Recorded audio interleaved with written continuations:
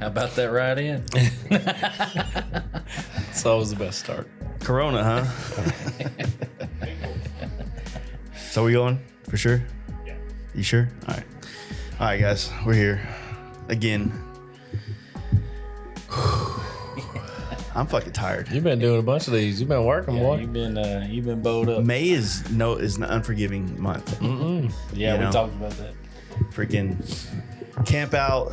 Everybody's birthdays. I mean, I don't know what all these people's parents were doing at the same time. There must have been some new song came out in what month would it be? Because you're a May baby too. Absolutely. Cinco de Mayo. Rumspringer, Larry's dude. birthday. Rumspringer. Jumped it off. Rumspringer. Yeah, exactly. Yeah. Get that Amish. up in West Virginia. That'd be like, Hey, right, for sure. Were you born in actual West Virginia? I was born in West Virginia, but pretty much spent my life in Ohio. A little bit of Chicagoland area too, but yeah. Yeah. OH.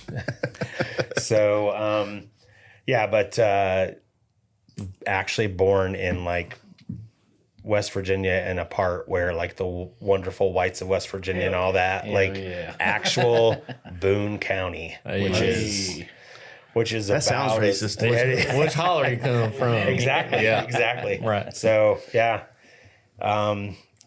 it's a beautiful place. It's an interesting place, and Yeah, we're supposed to be going through it here. Can't wait to go. yeah, you guys will have a great time. It's there's a lot of really cool stuff to see there, and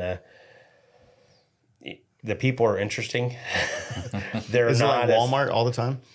It's people are kind of a little they're not as friendly as maybe you expect them to be. They're a little, I wouldn't say standoffish. They're just a little wary of strangers. Paranoid? Territorial. A little territorial. get off my lawn type people.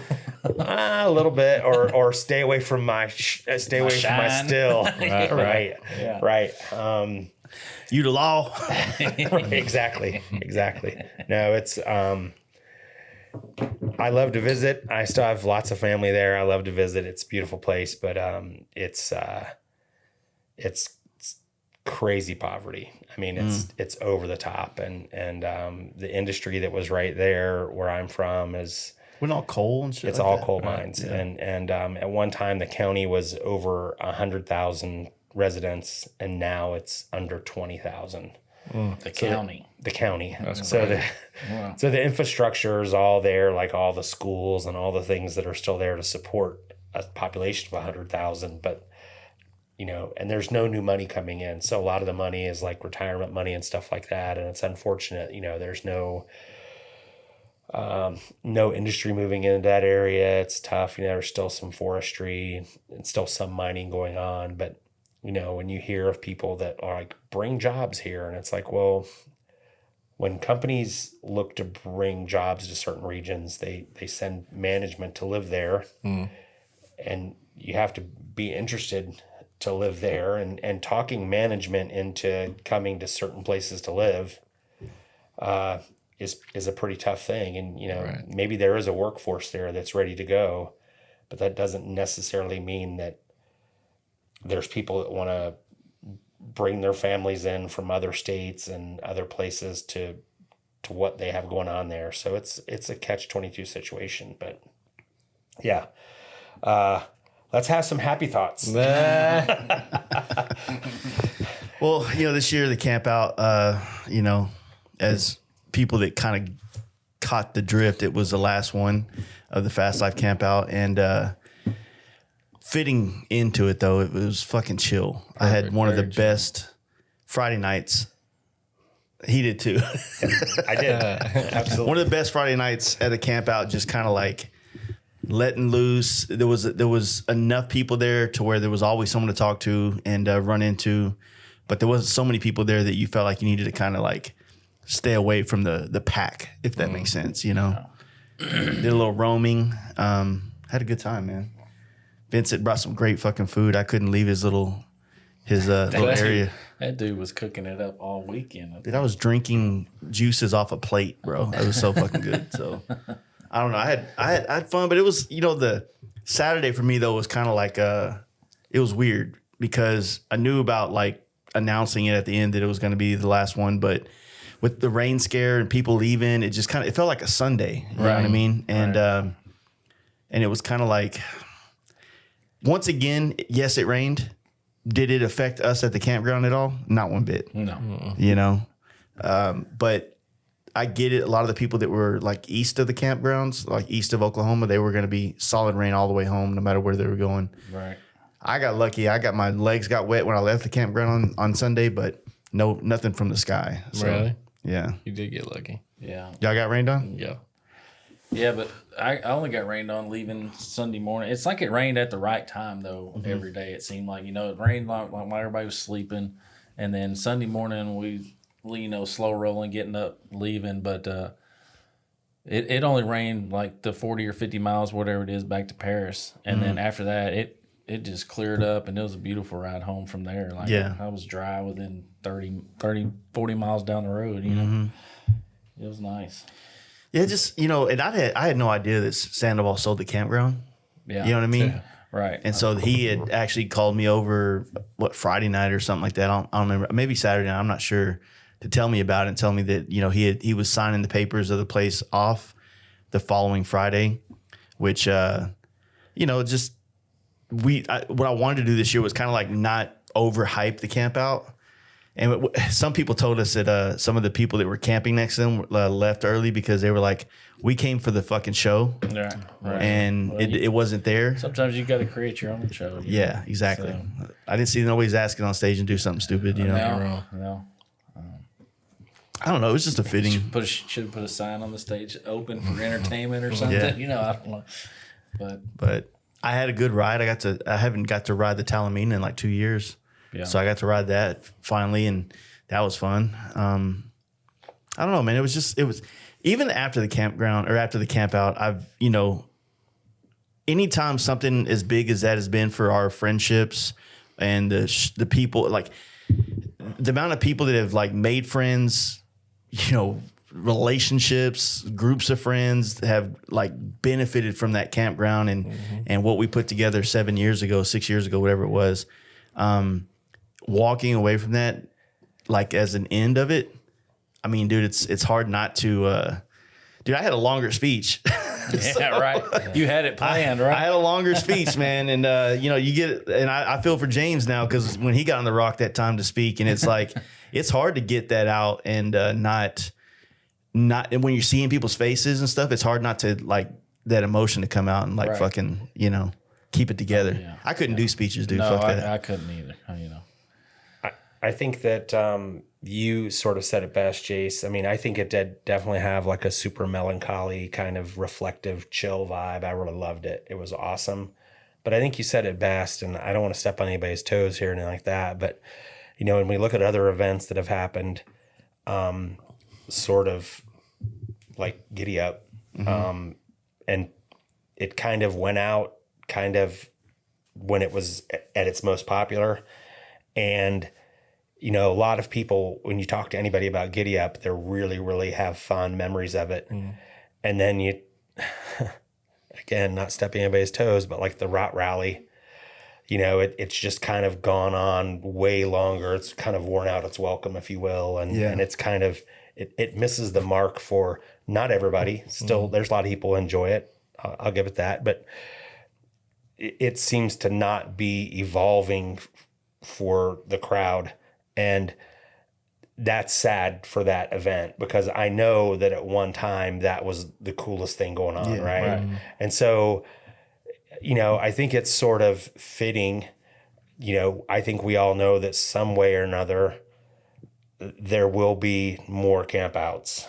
Oh yeah, they just won't be that one. Right. And I think everybody who's gone to that campout over the last 7 years, has had incredible experiences and memories, and for years we're going to talk about those times. Yeah, like you just said about Rot Rally, it's like now when you say Rot Rally, no matter what those good times were, it's a stained, history of it. So where you're just thinking about golf carts and old titties and naked old men, dudes. Right. So it's like it probably was a really badass thing. Just like certain bike styles kind of come out and they are really badass. And then as it plays its course, they get kind of more clown-like and whatnot, you know? Right. It's just like when you have a loved one pass away and you have all these incredible memories of them, but at the very end, they're sick. And you really have to work hard to not remember That the version last, of them. the sick part. You have to remember all the good stuff. Yeah. And so, you know, that's a pretty heavy thing to compare it to. I thought you were going to be good, man. I thought we were going vibes going up, right? But really, as much as I hate to see the camp out go, I think it's a good thing. And I'm certain that there's going to be enough inspiration and things to move on and have, you know, Camp Out 8 someplace.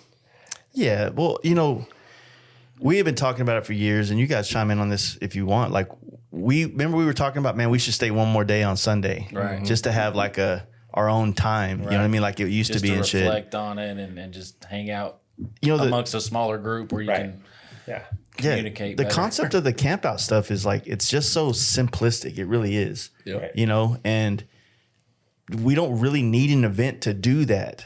It could be spontaneous. It could be like the Simpson camp out stuff that we've done for years. And honestly, I like those better because there's no planning involved. There's no, you know, like there's no elaborate thing you're trying to do to get prepared for this. It's just kind of like, we're going to go down there. We're going to have fun, drink, do some cruising, go eat at a couple restaurants on the river, and then come home. And there's no T-shirts. There's no. You don't have to put on a show. You don't have to have. You don't owe anybody anything. Aspect of it. Yeah. And you're not trying to kind of like one up it or whatever. And you know, when we're talking about an event that there's never been money exchanging hands from our perspective, there's never been a goal around that as a quote unquote event. It's always just been an enjoyable space for people to come and ride motorcycles and connect with people. You if you want the event and all the fucking entertainment and everything that comes with that, well, then you got to go to that. And I agree with what you're saying. There's not a lot of that I guess that element of it that I think any of us are going to miss, because at the base of what it was just those fundamental aspects of camping that'll never go away. Motorcycle camping is real simple. Yeah. It's real basic, and it's just a couple of elements, and that can go anywhere, and that can travel and be something that will last as long as you want it to last. Yeah. I think what happens though is, you know, you start off with 10 guys and word travels, and then people want to be part of that. Yeah. Right. And then so it gets bigger organically, and that's awesome. You're not sort of begging people to show up to do your thing. You're just inviting people like, hey, if you want to come hang out with us. And we've seen people come to the camp out that were like, what's going on here? And you're like, this is it. Like, it's a bunch of friends hanging out and chilling together. Like if you're looking for like a Disney World thing, sorry. Take your ass to Disney World. But you know, so what happens is I think it organically grows. And then what happens is the organizers start worrying about making sure, obviously the campground has to make sure people are safe. So all of a sudden you're going to invite security once it gets to be a big enough size. As the organizer, you're trying to make sure that people are having a good time. Then you're you know, you feel like you have to have music or you have to have some of this other stuff. And so it can sort of grow outside of the boundaries, even if you have natural boundaries that you want. And so I think it's kind of cool to reinvent itself. You know, I talked to you about before about like wanting to do like an October ride from New Braunfels and maybe ride to the back roads out to Fredericksburg and, you know, have a barbecue dinner, and then you ride a little bit when we're there, and then all party that night and have a great time. And then next day go home or ride some more. And, you know, whether we do it at a campground or we get a block of rooms at a hotel or something like that, I think that would be awesome to do. And it starts off, again, I know we've talked about this before, but it starts off as just a group of friends. And then every year you basically have more friends that have heard about it, or, people that want to come. I mean, this year, how many people came from really far away? Of course. We had some, every year, it's always amazing when you see how far people come from and what they go through to get here, especially some of the ones up north. But yeah, man, the thing is, like, when you put an event on, if you like, we do our trips every year, and it's open to link up with people on the ride or on the trip, but it's not really open for people to tag along unless they get their own shit. Right? Sure. Like, we're dialed in for the way we move. And if you add 10 more bikes behind us, we can't wait for them at the gas stops. You know what I'm saying? So, so that's not set up to be an event. That's that's our selfishness right there. Right. But it still is cool. I mean, part of that whole thing is visiting with people that are out when you're out on the road. And a lot of those visits have been from people we've met at the campground. Right. Seeing them in their space. Right. These are folks that have come and seen us essentially in the space that we created. Right. Letting them show us their neighborhood and their town and their Virginia Beach, baby. Let's go. Right. That's awesome. Really cool. Virginia Beach. Damn. That was a shit show. Let's be honest. Virginia Beach 1, Cody 0. How many cities are like that? Yeah, Cody been beat up by a few states and cities. Yeah, he still went in the room in Nashville once in the middle of the night. We're all kind of in bed. I think me and James were having a heart-to-heart about, a movie or some shit like that. And this dude goes to the wrong hotel, can't get in, calls Jacob, right? Jacob comes to find him in a different hotel, brings him back. He's got a black eye, look like he done ran through the street. He thinks he got hit by a car or he got hit by a black dude, one or the other. Wow. Either way, his mama was a hoe. Hey, that was it. No, I went to the right room number, but I was at the wrong hotel. Wow. But hey, when you're traveling Nashville and everything looks different. Yeah, everything looks different. Was it Nashville? Yeah. Okay. So that looks the same. Right? It was Margaritaville, wasn't it? Yeah. But, as far as the event's concerned, it's kind of like, the camp out was never designed to grow into like what it is. But I think as I've been reflecting on all these years of how it's kind of evolved in the way it was, I think what I was wanting to do is, as we gained more friends that had something they wanted to offer to make it better, I wanted to give people the opportunity to bring something to the table to help the collective, right? Yep. Whether it was Big Trouble trying to, bring a bike show to the situation, or, Vincent bringing his food and cooking for us and literally just taking tips for the whole thing, or, people wanted to tattoo there. Like, all these things that people wanted to do to just bring an extra element. We're not like, all right, well, you can be here, but you got to cut us in on this. It's like, no, it's like, it's a chance for everybody to come and show people. It's like it becomes a communal kind of thing, right? Damn, you're sounding like a hippie Dude, I don't know why we just didn't get a bus. It was a little hippie-ish. Yeah. If you really think about it, it's kind of like you bring what you bring, right? And I'm going to bring what I bring, and we can complement one another in whatever way we do, because we're all here for the same reason. If I got something you need, what's it's mine is yours, and yours, exactly. That's it. And if you don't figure it out, be a man, figure it out. Go to the store down the street, get a Hunt's Pizza if you're hungry. Right. Yeah. You Where's the food truck? But Then they complain about the food trucks. Yeah. He's stuck. Yeah. Get the fuck out of here. I think that, of course, the bikes are what brings everybody together, but that kind of common ground, of course, gives everybody a part of the conversation. We've talked about music before. Like, when you do events like that, actually people just want to hang out and talk about bikes and tell stories and reminisce about old rides and buddies that are, from before. And I won't say music's not cool, but every time I see like a motorcycle / concert, it's a little, I don't really see those two things going together very well. Not really. It's not social at that point. I guess I can't say that, but you're not sitting across the picnic table having a conversation or anything like that, because it's so damn loud or whatever, And usually when the concert starts, you're already in a conversation, so you have to move further away to finish it. Right. I think just background music, just something playing in the background. Yeah. That's noise type. Yeah. I've been listening to, that time I went to the party at your house and we had that that lo-fi grunge. Yeah. So I don't know how I'm so stuck on that. It's a fucking vibe, dude. I listened to it. I'm sure it's paired all with the another way. memory that you have of that. Hey. Every time it comes on, you just see a flashback of Jaden's white ass. Jaden, Nut slap balls. Slick. Call me Dragon. Hey. Call me Dragon. You kind of got raped that night. Think of it. It's the first time I've ever hugged a naked man. Hey, A little bit weird. tell me it's not a goddamn party, boy. It's Jaden's a special kind of guy. You ain't wrong. But he's our special kind of guy. Absolutely. He's like, I know what'll liven this party up real quick. That's right. Me taking my clothes off. You're going to hit his party trick, goddamn. You know, like Chance is just sitting out in the garage, like watching this dude get naked before he comes in. Like, what are you doing? Hey, Chance, hold my pants. Yeah. It's I don't know how to describe it, but when you're standing in somebody's kitchen and a naked man comes in the room from the garage, you're just like Wearing a helmet. and nothing else. He did that for you. Right. That's it. It's very appreciated. That's it.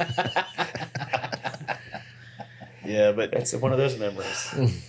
what do you think? I mean, obviously, we've all got different. I mean, I could pick out a great memory from just about every camp out, but I mean, I don't know. How do you guys feel about this whole thing?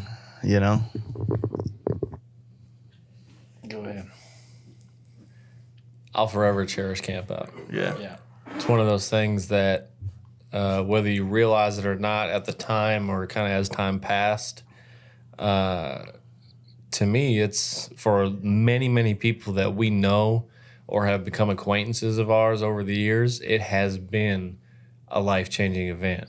And we created that, and I'm very proud of the fact that we created that. I'm proud of the fact that we created a space that like-minded people could come to, and they didn't necessarily know what they were going to get, right? Because each year had its own dynamic. Each year had its own specialty. There will forever be conversations about, were you at this year? Were you at that year? Because those elements were unique to that space, right? And although it was the same venue, to be able to say that each one had its own characteristics, and those characteristics are what spoke to individuals and then it essentially brought them back along with usually their posse or whatever.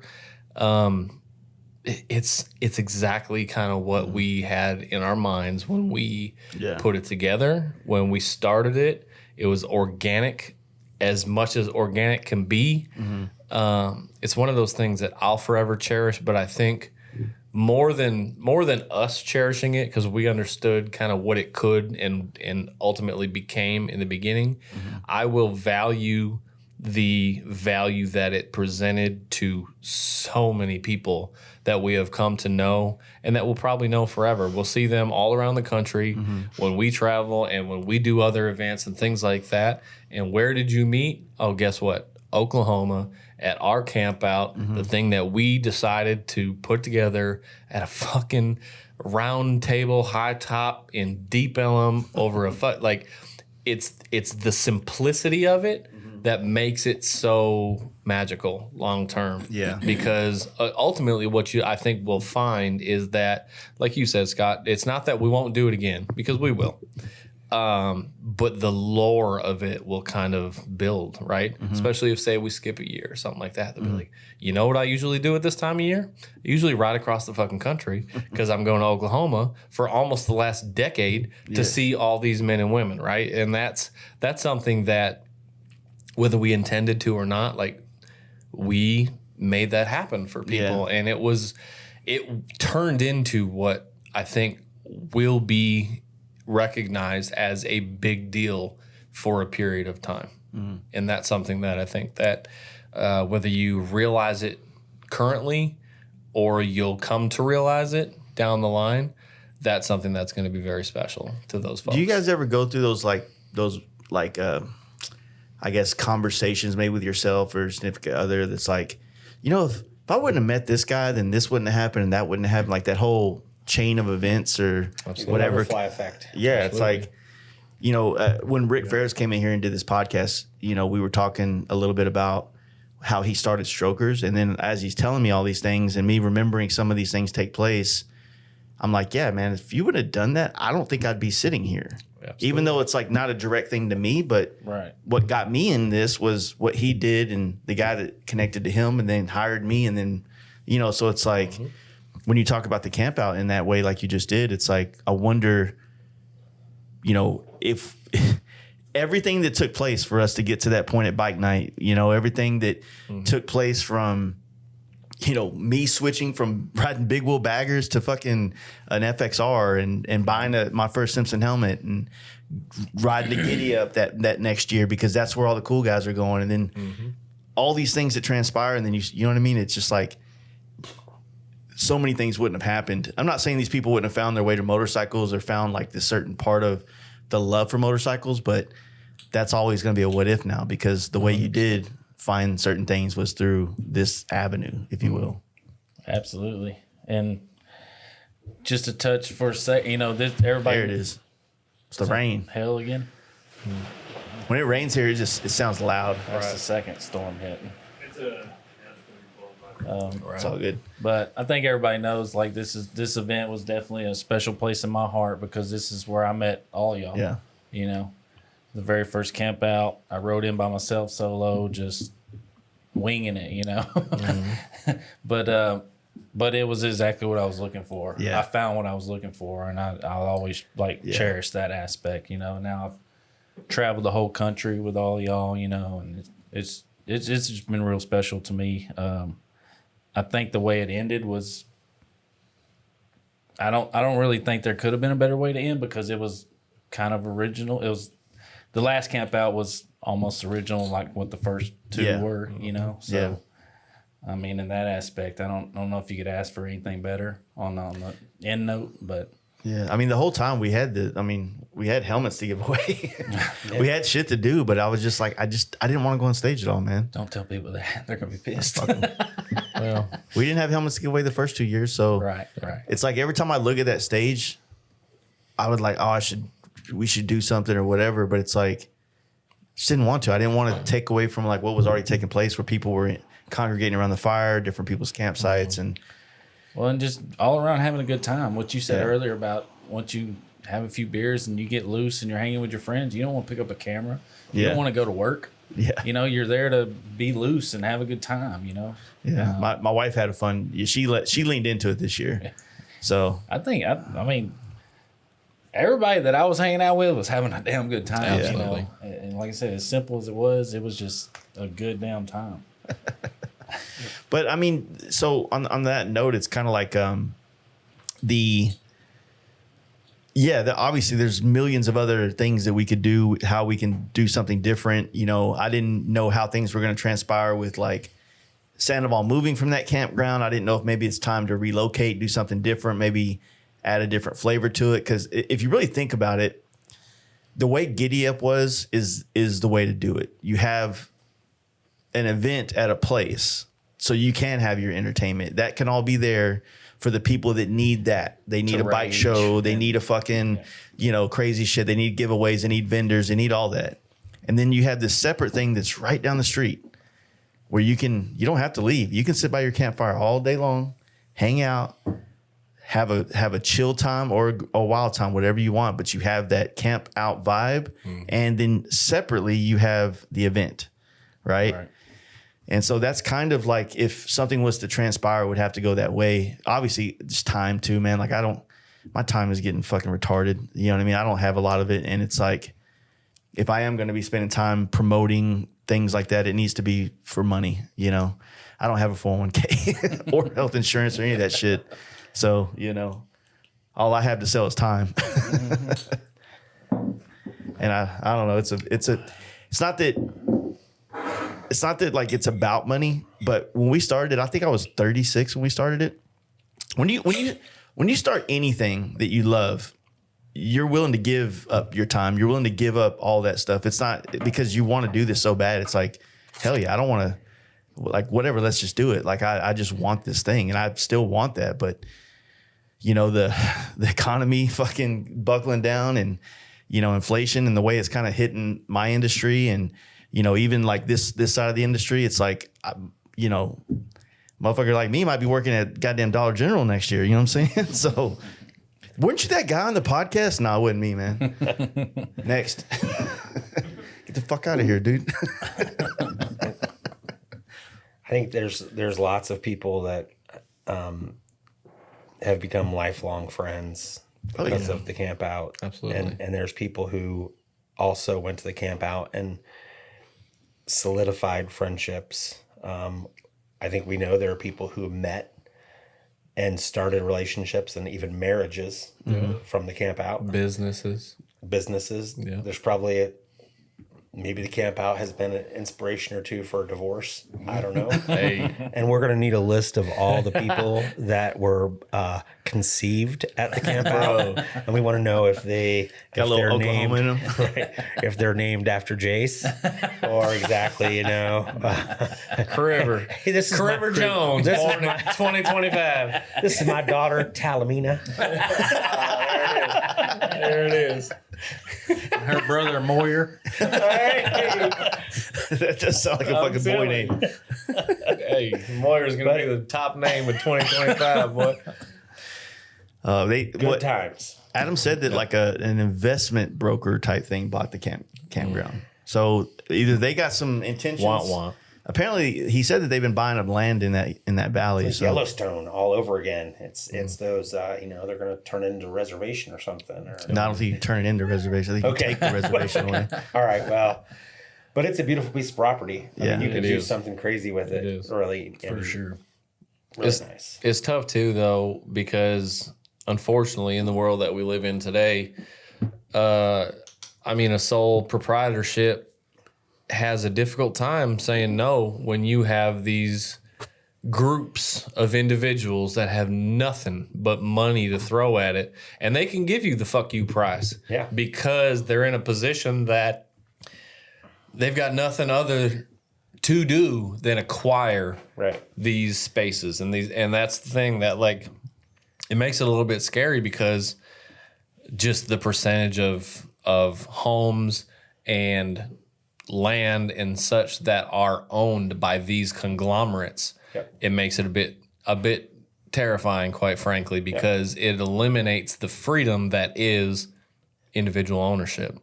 And that's whatever. I'm not saying he's a casualty of it, but it's not isolated to just him. It's so widespread, it's crazy. Right. You have these big groups that have nothing but money that are going around and basically saying, I'm fitting to own 86% of this town, right? Yeah. Because why? Because then I can control everything, all rents,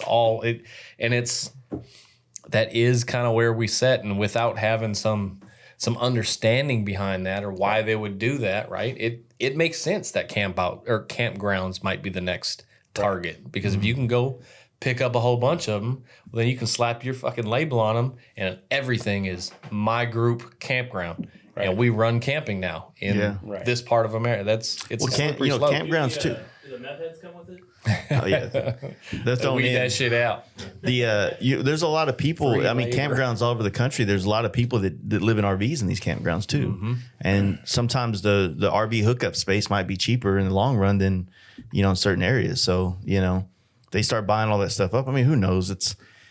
What if because of the housing market, people start doing more like RV type homes and stuff like that? It already has become, for sure. Yeah. So you get, the next thing, on our road, you got storages coming up and RV parks coming up everywhere. Those two run hand in hand. Yeah. You ain't wrong. Because guess what? When you live in an RV, motherfucker, you ain't got nowhere to put your shit. Yep. So it ain't no surprise. I'm telling y'all, we need to move to some part of like New Mexico that's just done. We'll go buy a couple pieces of property. We'll flip them, turn them around, make this street jumping again. Probably buy it for like $800, dude. You know what I'm saying? $800. You can't even get an order at McDonald's for damn near $800 no more. It's crazy. Like West Texas and West Colorado. Texas, Colorado. Some parts of Colorado is just in the plains. Stupid cheap. No, it's actually in the mountains, like in the valley between like Trinidad and Pagosa Springs. I think it's like I forget the name of that area. Yeah, because there's nobody. You don't have shit out no there. Place to work. Right. Well, grocery store's an hour away. I think I looked into that shit a while back. Vacation destination, baby. Let's go. Yeah. I looked into it a while back, and a lot of them are like 5, 6, 7, 8 acres, sometimes a little bit more, but they're already zoned for house, like for housing. So it's like you can buy the land, but all you can do with it is put a house on it. Right. You know what I mean? Oh, so you couldn't start like a campground or anything like that. Yeah, you have to like petition to rezone it, but if the whole area is for like some kind of zoning to put a future like neighborhood of some sorts in there. And it's all like. And you have to create your own environment. It's Drill all water grid. wells and get you have to figure out how to Get power. your own water, your own power, your own expensive. everything. Yeah. It is. You ain't no lie. land's Development cheap. is a big cost. Yeah. That's why when you can get a group like that, right, and they can just show up, it's like a plug and play application for camping, right? Oh, you already did all the hard work? Sweet. Here's all the money you'd ever want. Yeah. And we can just plug into this bitch and run it for a continuous business until we don't want to no more. Yeah. That's a scary thing. The last night I stayed in the little bunkhouse thing with Hans and Bruce, and I was like, "You guys should buy a campground." And I'm like, "Come on, y'all just figure out whether it's in Colorado or Washington." Do you remember real quick? Sorry, the bunkhouse. Do you remember that was the house? That was the property house when he first got that joint. That's where he stayed. Yeah. That was it. That was where the previous owner. That was his house. Yep. It's crazy. Crazy to think how it's evolved from then 7 years ago. I mean, I got to go when me and Riley went up there to do that podcast with him last year. We had dinner with him and his wife at that house they just built. It's fucking gnarly, dude. Gorgeous. Yeah, and I mean that was part of the whole acquisition as well. So, I mean, he had to make out like So a they bandit. moving? Yeah. Oh, 100%. Oh yeah, they're Is he relocating permanently to Eureka Springs? Or? he had already bought Eureka before this took place. Okay. So he told me that he was looking into a spot in Colorado right now, and he's like, Jace, you can do whatever you want with these. But permanent residence in Eureka. Yeah. So he invited me to come up, and we could do it if y'all want to come. We can go up there and to Eureka. He said he'll put us up, and we can check it all out. I've never been. I know that you have before. I mean, I'm down to fucking have some fun. Go up there. I ain't throwing an event in that bitch though. It's a wild town. It's a wild town. Like it's But if it could be, like I said, if it could be separated where you have a camping area that's kind of that, and then there's an event area, then to me that makes sense to put effort into all that stuff to where you can. We know how to do that side of it, right? But the event side of it, that's what fucking people want. That shit, you know. Yeah, right. You know, and that's where unfortunately that's how you make money doing this type of stuff. Yeah, that's where the money comes from. True. So, yeah, I'm down to roll. Okay, not willing to do an event, but you're right. It wouldn't be what we have been doing historically. Right. Mm-hmm. We've been essentially donating our time and money and efforts for a long time. And it's also like if you're gonna try to put on an event like of that stature, then like you kind of want to do it in your home state too. You know? Yeah, I mean, there's always been that. I mean, I don't know, man. You're a couple states away at that point. I just think we need a year to kind of like. I think I've been saying this for the last 6 months that.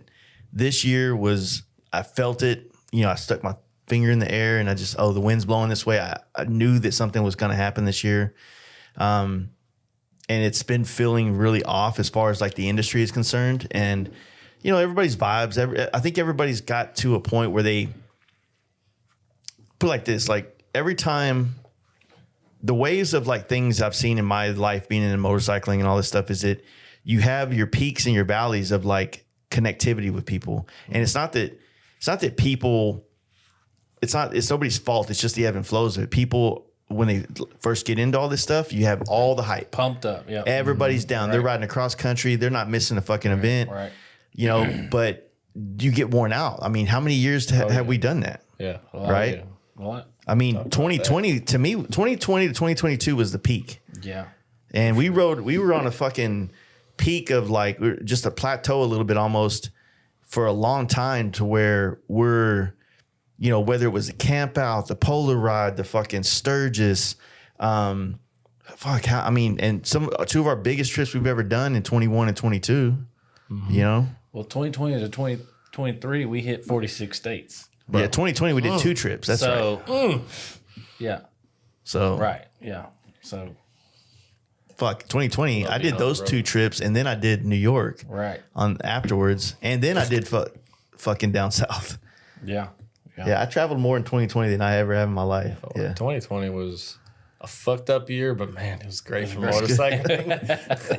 Yeah, it's social distancing. It changed motorcycling, everything. right? Exactly. Yeah, Exactly. for sure. I mean, Yeah, I don't know, man. So that's why I feel like everybody's just kind of like, you know. Coronas? Speaking of Rona, will you bring some? I just feel like everybody's at this point where they've kind of been doing these things, and now they're trying some new things this year, and the industry's changing. It's just a lot. I mean, the COVID money's gone. So Do you think it's more people going towards like the event stuff, or do you think it's more people want events, Right. Because everybody's becoming, not. I don't mean this in a bad way, but a lot of people are probably either leaning towards or thinking about leaning towards like YouTube channels, things like that, like being creators and stuff like that. And a lot of these guys that are doing that are more or less those leaders, if you will, of these areas that would come and bring people to these smaller events.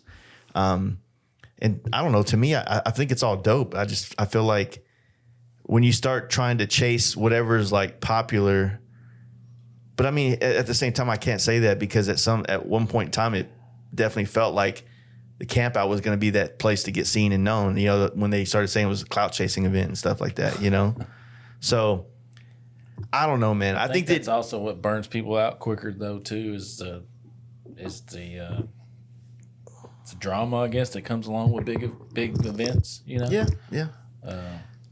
I don't know. I think there's I like a mixture of them, I like to hit a few big events a year and then just ride my bike with my friends and hang out, I think there's just a natural ebb and flow too. I mean, we got some people that, because of Yellowstone, we have some people who, I know people who have decided to become cowboys. Yeah. And that whole episode where like they ran over the bikes, which would never happen in a million years. That whole episode of like the ranchers beating up on the bikers. Not really going to happen. That's not how it works. No. But there's a lot of people. A lot of people took that to heart. Yeah. And then, let's face it. If we're talking about the camp out, it's been 7 years, and people change in 7 years. There are people who have kids, and that doesn't really lend itself to, spinning off for This 4 days or lifestyle. Yeah. Yeah, and so 7 years, things change. People come and people go, and it's inevitable. And but there's always, the camp out every year. There has been absolutely new faces every single year. Oh yeah, without question, for sure.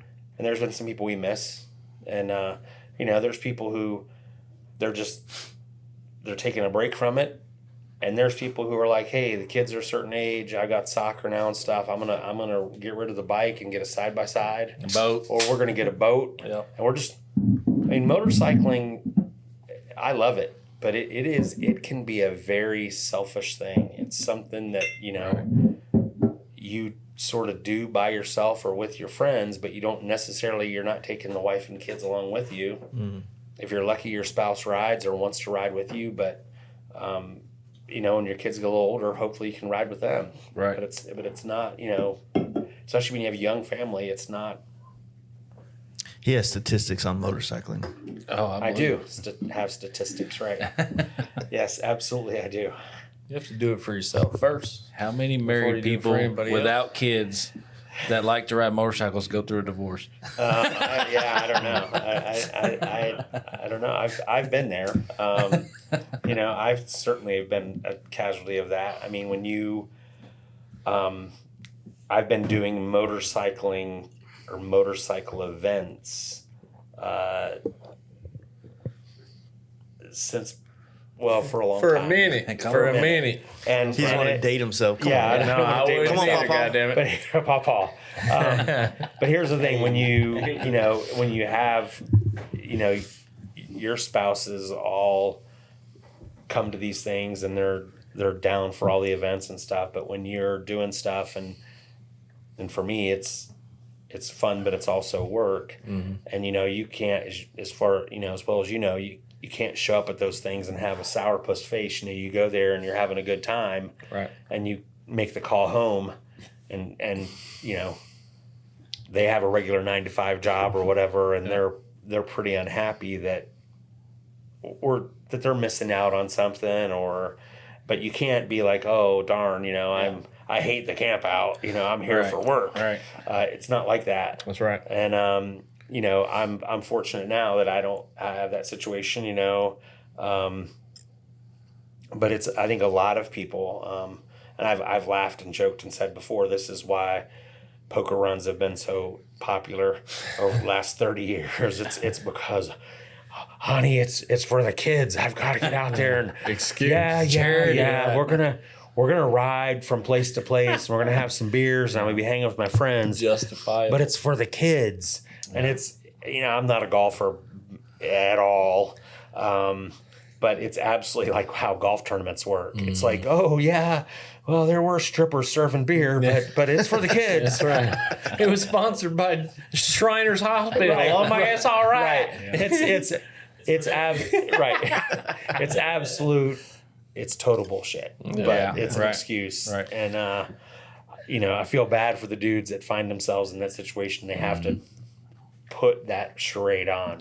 Right. I mean, you got to have that partner, and it's not an easy find. Let's be real. You got to have the partner that if they're with you, they're on your same level. If they're not with you, they're happy that you're happy. Type thing. You know what I mean? It's not like, man, you're having a great time, and then they beat you up over it. Right. That's a brutal thing. Yeah. Right. Well, although we try to capture it, I feel like the best we can is, you know, most of the stuff that people post on the internet is highlight reels. Sure. Yeah. You know, Absolutely. they don't see the 500 miles we rode that day in the rain. That's it. Right. You know, but they see the good time we had at the bar that night. You Right. know? That's it. Yeah.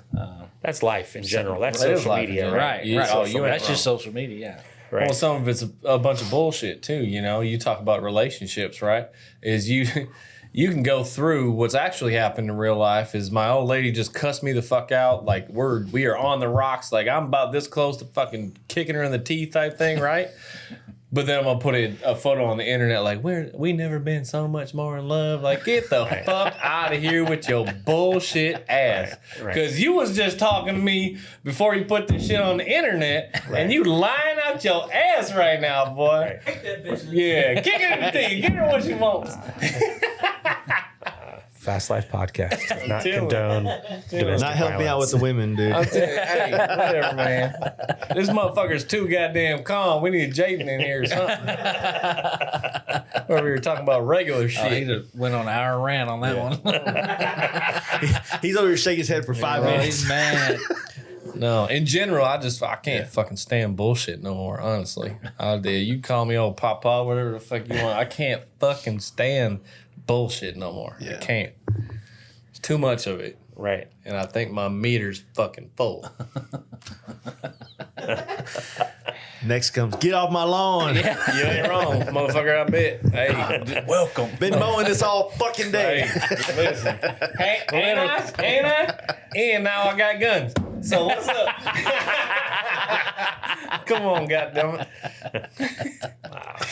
He's got guns now. Oh, shit. Hey, solo. Hey, gun.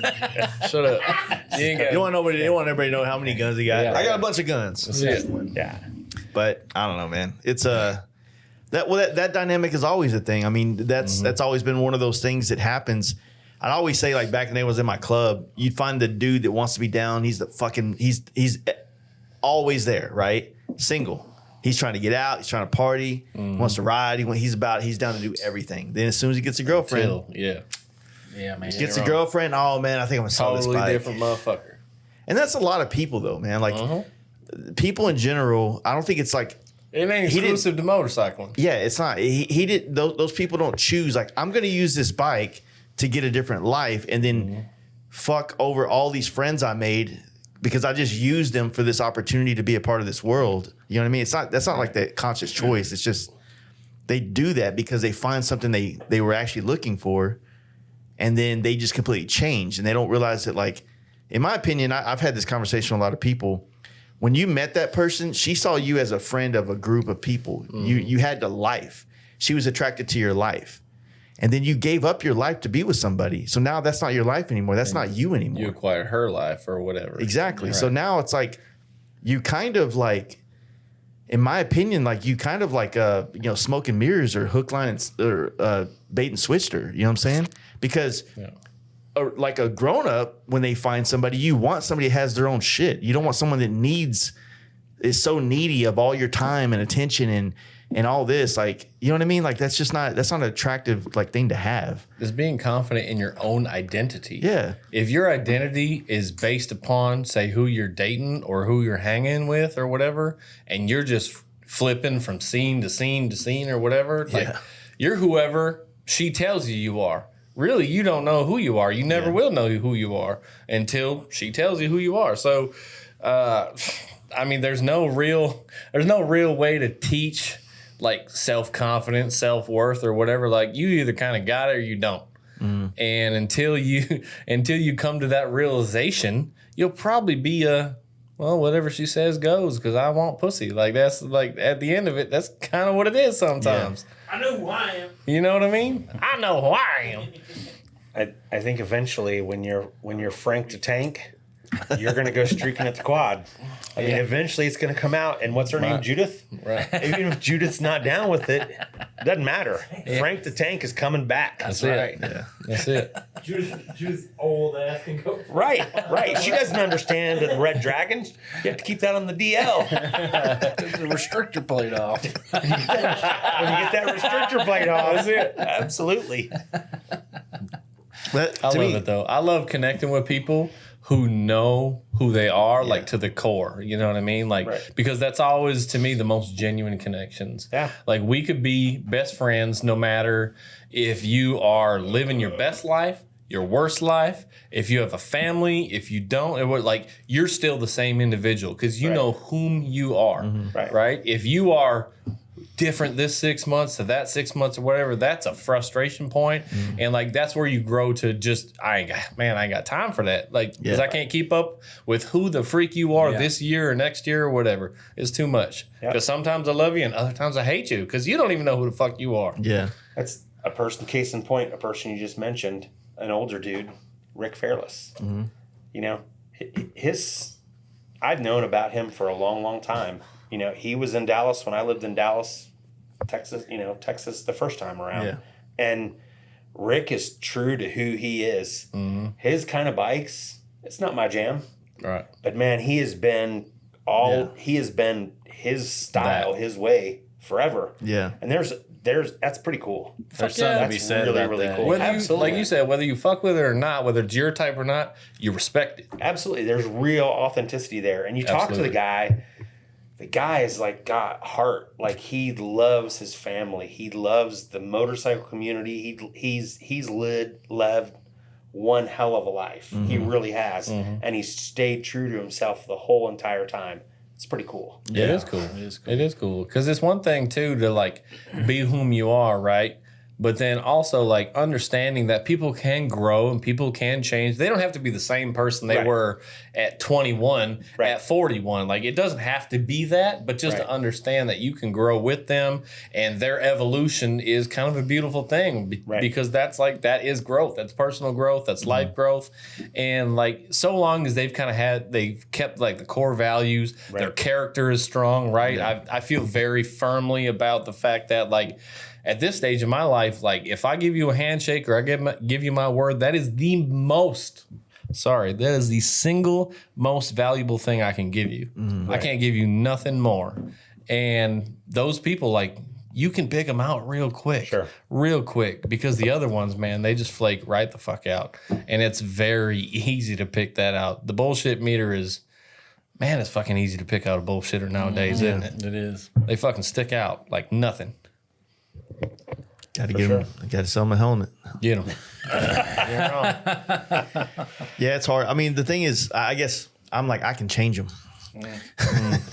I'm the one picking up the stray cats. Like, I'm gonna domesticate this motherfucker. You do pick up stray cats sometime, boy. I'm a fixer. No, I like problem solver. It's not a bad trait. I think that everybody's one good inspiration away from a great life, and I think that sometimes it's just about helping, like, let me show you this world that I'm a part of, right? From this seat. And if you see this, maybe it might resonate with you and give you like a chance, or maybe it'll give you like a taste of like maybe something you want to chase, right? And if so, then maybe you can find yourself in that. So I'm more like, I look at like what we do with the podcast or traveling and how we show the world what we do is like, look, this is something that you can do as well. This is how we did it. Yeah. This is what we do while we do it. And this is how we feel when we do it. And, try it. Like that was the camp out. I never knew the camp out was going to become this pilgrimage from different parts of the country, meeting different people on the road and connecting, and your group gets bigger. Like that we weren't talking about that at the round table at Bike Night. No, we weren't. That happened because of the circumstance was going on. But because that camp out was going on, it gave people the opportunity to make plans and sit down and figure out. Those 3 dudes are like, oh, let's do this. And then they put it on the internet. And then that 3 dudes picked up another person in Virginia and then another person in fucking Tennessee. And the next thing you know, there's 6 of them. And now they're in a group chat. And next thing you know, they're fucking like, they're doing trips together. They're going to this dude's house or this dude's part of the country. And that's the kind of stuff that's like, I like doing that. I don't know if everybody's got bullshit or not. It's hard to let people in the circle. That's hard, because a lot of people, as y'all know, they come around and they're heavy for a couple weeks and then they disappear because they didn't get what they wanted that quick, And but you've been or really they good. see it as unobtainable to,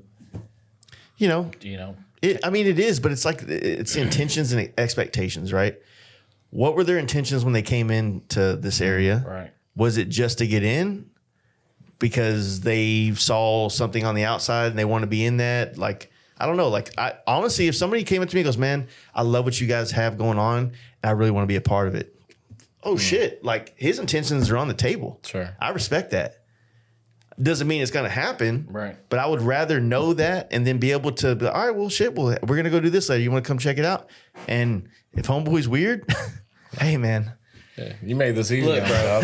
Yeah. But like at the, sorry, didn't mean to cut you off. I was just going to say, like at the baseline of what it was, like the whole thing was based off of, like it came from a real place of love and a place of empowerment or inspiration, right? And you've done a great job over the years. I think we all have, really, to be able to.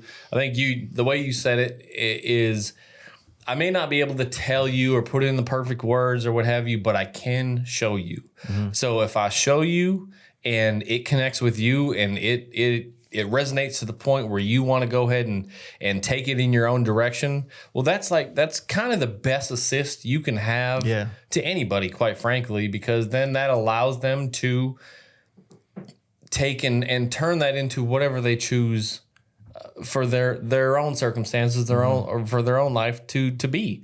And that's, I mean, it really is that simple, and it makes it kind of a real beautiful thing because you don't need a whole lot more than that. On that note, it made me think about something that applies to a lot of different aspects in life, but it applies to this as well. For the people out there over the years that have seen us do our trips and the way we kind of are as friends and all that stuff, and you've so badly wanted that, you can't just have that. No. You don't. You have to live the life and attract the people that want to live that life, right? So you don't go and find the 3 dudes in town that have bikes and try to make them become these people that you saw online or this group of friends or whatever. But if you just take the initial step and you start walking that path, then other people will notice and you'll attract them to you. If you're a guy, dude, whatever, you want to have, like, you don't live in a populated place like Dallas, Fort Worth, or, any of the other big cities in America, but you do have a motorcycle and you do have the ability to go travel on it. Dude, you've done solo trips. I've done solo trips. Like, we've been putting that out there too. Like, it's not impossible. There's plenty of people that ride the camp out solo. There's plenty of people to do those things. And to go on a solo trip, you have to be vulnerable a little bit. To go to an event by yourself, you got to be vulnerable too. You know what I'm saying? And each one of those can render results if you put yourself in a place to get those results. Yeah. But if you decide not to go because you couldn't get one other friend to jump on the bike with you to go a state or 2 over, that's your fault. Yeah, bro. Like, you're just do it, and then the rest will follow. Nike. Yeah, you know what I'm saying? For sure. Because I've made good friends on both of those. Yeah, going to an event and on a solo trip. Right. Yeah. So, shout out Eric. Yeah, I think Thicky, my man. He's probably drunk right now.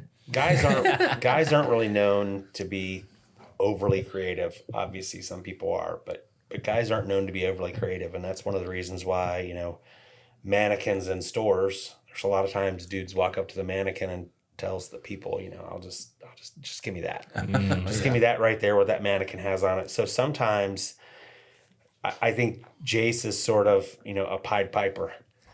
He's sort of, if you will, shows people kind of the way that it can unfold for you if you just do this. I think it sounds simple to get on your motorcycle and ride to this event, but a lot of people, that's a big step. A lot of people aren't like, they can't imagine doing that. Right. Mm-hmm. And when you, and then, doing it solo and then getting there and not knowing somebody and being able to walk in there and be like, I'm here. Give me a camping spot. I'm going to set up a tent and I'm going to go walk into that group and introduce myself. Right. That's hard ass thing to do. Uncomfortable for some people are natural at it, but some people it's super anxiety laden. I mean, they just cannot do that. And I think walking people through that, hey, you are welcome here. You can have this experience. Don't be coming here being all weird, but yeah. But don't bring your home problems with you. Just show up. Show up and you can be part of this. So I think that's really cool. If you think about it, look, Craig's first camp out, he soloed up. And he messaged me and said, "Hey, I'm coming up from Florida." And I said, "Hey, I have another buddy coming from New Orleans. Maybe y'all can link up." And that's kind of the thing that but it's that chance. Like Craig came solo, Steve Chamberlain came solo. Yep. Like all these people, you came solo. Yeah. These people that take the initiative to go do something themselves. Mm-hmm. And man, like when you're alone on that bike, for the longer distance than what we've had to do to get there, you have time to go over like the scenarios in your head. But the best advice I can give everybody is and I'm trying to do this right now for my next big trip because I'm a fucking planner. I'm trying to let go of expectations of what I think I want to happen, what I expect to happen, right, and allow whatever's going to happen. Sure. You know what I'm saying? And if you ride a bike solo across the country and you pitch a tent and you hang out and you don't get a chance to go like meet the coolest guys in the group or whatever you deemed as that, right? It just be there. Like I think that when you go back to what I said, when you walk a line it's inspirational or just badass, people will find you. Mm-hmm. You know what I mean? If you at least put a flag up, like, "Hey, look, this is my Instagram," like let people know, or whatever the case. But every year the camp out would happen, and I get tagged in someone's Instagram that's like, "I would have loved to met that dude. Why the fuck didn't I get a chance to meet this guy?" Then of course I might have been on stage calling Craig a faggot for like 2 hours. You know what I'm saying? So there's all those kind of things, right? But but the thing is, like, that's kind of why I feel like if people really want to, that's how it's always been for the bike night. Like, look, this is a place to come, but we don't owe you shit. No, you can come here and you can park your bike and you can walk in and say hi to us. You can grab a beer and sit with us. Nothing. There's nothing you can do that. You can sit across the room and stare at us. You can stare at us and wait for us to, like, one of us to come up and say, "Hey man, how are you?" Mm-hmm. But it's awkward and it's vulnerable, and like you were saying, like people have anxiety and all this shit. But I've been hearing that so much. I have anxiety. I have my own shit. But the problem is that people got to stop using that as a crutch in life and realize that if you do have it, you need to fucking overcome the shit. Yeah. Right? It's not something that like everybody has some level of anxiety. It's in our nature to fucking have that to help us survive. You know what I'm saying? But when you use it as a crutch as to why you're not doing things in your life, like that's not nobody's gonna fucking that doesn't inspire anybody to be around you. Like, come on, man. I got anxiety. Cool, me too. Yeah. What are you doing? About what? Yeah, let's talk about it. Like if you're truly looking for it, I think you just have to immerse yourself in it. You have to really go out there, and sometimes it takes a while to find it or search for it, the groups or the events or whatever that the people that speak to you. But, like you said, I know it's hard for people to just really take that first step and just get out there and be like, look, this is what I want. This is what I'm looking for. And you just got to go out there and find it. On the other note too, it's like, if you're going to do that, I'm finally going to do what they said. I'm going to Sturgis or Daytona. Like, bro, you're not going to meet nobody there. No, it's too big. Yeah, it's too big. You got to go to these smaller, intimate events. Right. And then meet people on one-on-one levels where there's not some fucking huge bar in between y'all and all this other stuff. I mean, the smaller events are way more beneficial to you as a person than people give them credit to be. You know, Daytona's fun because you put all these expectations on the table before you leave. Right. Dude, it's going to be fucking crazy. You see the reels that Sit Down Steve did last year?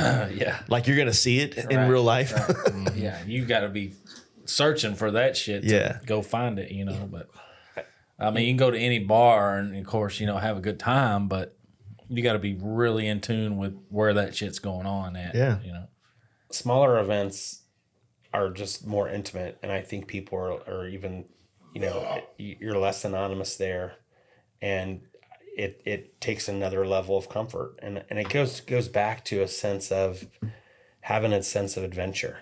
And getting on your bike and heading a direction. And, you know, how many times, and I always tell people this, like a horrible rainstorm, a flat tire, sometimes a crash, sometimes a ticket. Blowing a motor. Sometimes blowing a motor. Those are the things you remember because they turn out to be an adventure. You don't remember the rides where it was perfect and everything fell into place exactly like you wanted it to remember or exactly like you wanted it to happen. What you really appreciate later on while you're reflecting is like overcoming adversity. Like, man, I went on this ride and I rode a bike to a campground where I didn't know a soul, and my front wheel almost didn't allow me to turn into the campground because it was the wrong size front wheel. Tell him, boy. Tell him. It was absolutely the wrong size front wheel. I got there and I was like, holy shit, I don't belong here, maybe. But then you saw that everybody was cool and it was all good. And that becomes a big story of the guy who came to the Fast Life Campout on a big wheel bagger. he was confused. And the gyroscopic force almost didn't allow me to turn into the campground. But here's the thing: you had to be comfortable enough with your own sense of adventure and your own self, and you had to have a certain level of confidence. And let's face it, you're riding a badass custom bike, super badass, and you have to have a certain level of confidence to ride that because everybody eyes on you, right? I know going down the highway, bikes like that are like, holy cow. Yeah. But forget going down the highway when that motherfucker pulled in. Yeah. Oh Lord. When you pull in, right? They're probably making fun of me before I pulled up to talk to them. For sure they did. Of course they did. Damn, that's a lot of wheel. Goddamn, that's a lot of wheel. You're lucky. I mean, he's not gay. Right. Did you trade Honda in on this? Boy. You know how they in the old days when you'd show up at a camp out and they would sacrifice like a Honda or something. I've heard about it. Right. Never seen it. Right. So anyhow, Where's your trailer, queer? Yeah. but Right outside the campground. Yeah, I parked it on the hill. but in reality, you had a sense of adventure pulling in there by yourself, first time, didn't know a soul. That's it. You got to be open-minded about stuff like that. I'll tell you what really made me do that trip is I'm not big city, like I'm a town of 10,000 people, so it's way smaller. Like when I come to Dallas Fort Worth, it's like big city shit to me, Sure. So, but you just get tired of the same old shit back home. Right. The same people, doing the same thing every weekend. Like it just gets. And like I said, if you have just a small sense of adventure and you want to get out and you want to go find good friends that are doing the same shit that you want to do, right? You just say, fuck it. Like right. this is it, right. Because I've said it on here before, but when I left the house that day, my wife was like, what if you get there and they don't like you? I'm like, well, I guess I just fucking leave. I don't know. Right. Babe, they burnt my bike. I don't know what I'm doing. Call the insurance company. I made a mistake. I'm getting a bus ticket. Well, come get me. It goes back to that whole conversation that everybody's heard the saying of like, you know, maybe the way to say it is you don't want to be the dumbest person in the room or anything like that, but you want to put yourself in the place of the type of things that you want to do. So if you want to be like, I love photography, so I've been busting my ass to put myself in the presence of other photographers that I admire, and that's not always easy to do. It's not like I just get to show up at their open invite fucking party, right? I have to do whatever I can to pay respects to them, but also show that I'm interested in what they know how to do and their work. And it's hard. It's hard to get into certain. You also got to know some of the lingo and you got to be immersed enough in it to like just not show up as a complete fucking idiot. Right. You know, like I think it'd have been different. Like if, I don't know. I feel like it would have been different. Like if I showed up on that bike and I was like struggling to get it in the campground and dropping it or something like that, they probably would have been like, this fucking clown. Oh, dog, that happened a couple people before, remember? CVO boy pulled up and he dropped 2 or 3 times, dog. Just brand new bike shit. Nobody told you there's dirt here. Yeah. Who rides in the dirt? But clippings. That meme with that dude's like upside down in the air. Goddamn clip. Layer down. Layer down. So that's like Jaden. I think about that I don't know, man. I think it's really, really cool in the fact that like we talk about how we originated and how we connected and what it's done for our lives, and that's been life changing, no doubt about it. Mm-hmm. But I was thinking more along the lines of folks like Cody or Craig or anybody else, quite frankly, who they made the effort, they took all the risk, because it takes a lot of guts to do that. And honestly, like I feel like in their own ways, each of them, that's been the most rewarding risk they've probably ever had as far as a payoff in their whole life. Like these guys are living a completely different life now based off of one effort or one decision. And like this dude's my fucking best friend. And it's because he decided to jump on his motorcycle and come to this random campground in the middle of Oklahoma for whatever reason. Right. And it's just because like, what ends up happening at every bike event we ever go to, right? The bikes get pushed aside and it ends up being you and me. It's the person, because the people are behind the motorcycles just like the people are behind any other scene. It's always about the people. And like, I don't know, if you're a person worth a rip, like you will be a part of whatever you're a part of. But if there's not a whole lot of substance to you, if you're a real shallow type person, well, you're probably not going to put a whole lot of value on the table for wherever you go. And how many people would you have never met if it hadn't been for motorcycles? That's it. So I always say the best people I know in my life, I've met through motorcycles. And there's something else about it. People that are attracted to motorcycles and riding, they have a certain mentality. Like all of them have a certain kind of view of things. You'll find that a ton of them are foodies. Sure. A ton of them, because it's like, hey, that gives us a reason, nobody jumps in their car and drives 100 miles for a great sandwich they've heard of. Yeah, but on a bike, it's what we do. And so there's so many other things that are tied together that I think motorcycling people riders are just, they're a little more, I don't know, heartfelt. They're a little more emotional about things. And so if something like a motorcycle is a tool to bring people together like that, would you guys have ever met in any walk of life, way of life, if it hadn't been for motorcycles? Probably not. There's probably no way. Probably not.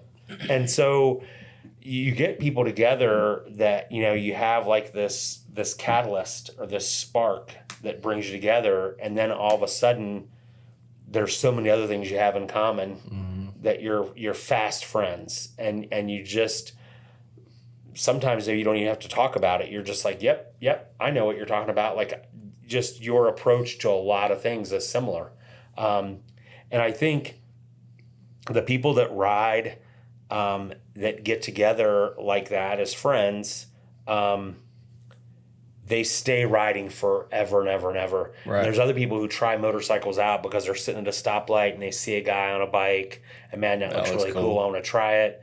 And they get it, and the first year they ride a bunch of miles, and the second year they ride a little bit less, and the third year they don't ride at all, and the battery's dead, and then somebody comes and picks it up.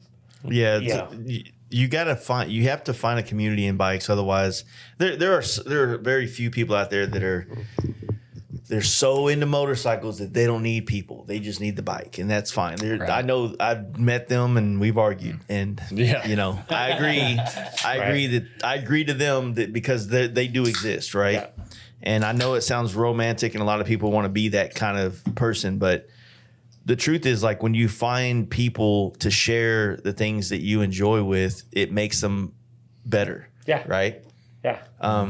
Seeing these places I've got to see on a motorcycle, like I said, I've done a lot of these places by myself, and it's dope. It's fucking better with friends. Sure. You know what I'm saying? Yes. Yep. It just is. Absolutely. Yep. You know, because there's things that, like, maybe the salt flats were, it was a cool moment that I could have took in, whether it was all of us or just myself, and I could have enjoyed that view, but I couldn't have had those conversations later on afterwards at dinner or at the bar or as we're fucking crashing in the hotel room or campsite about what we experienced. That's it. You know what I mean? And that's when you kind of like hammer down those connections that you share with people. And that's one of the that was my pitch to my wife whenever I tried to get her to travel with me in the car. Yeah. I was like, babe, like, I want to step in these places with you. Yeah. Mm-hmm. Yeah. I'm the same exact way. Yeah. You know? Don't you get tired of hearing about my stories? Yeah. Right. Can't we make them our stories? Right. Yeah. I want to share those things with somebody, and I don't want to just, I enjoy them and but I want to see somebody else enjoy them, right? That's part of it. You want to see their emotion and their expression when they see this beautiful place. Right. Absolutely. And I went to the Salt Flats by myself, didn't see another soul there, and it was really, really cool.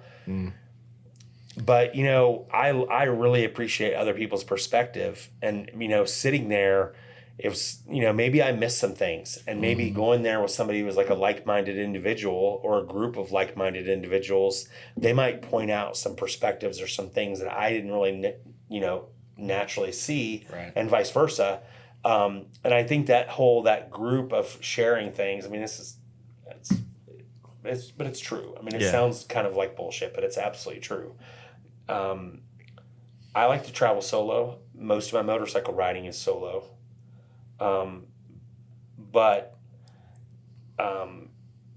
there's lots of times when I see something and I'm like, okay, I want to bring somebody back here. I want somebody else to see this because it's just you're scouting the land. Right. Sometimes you got to be that scout. Right. Especially like in your own region or your own territory. You kind of got to be like, all right, if somebody comes into my space, I've put in the work, I've scouted it out, and like they're now in my space, so let me be your guide in a sense. Right. And I would expect the same thing out of you when I come to your space. Sure. Absolutely.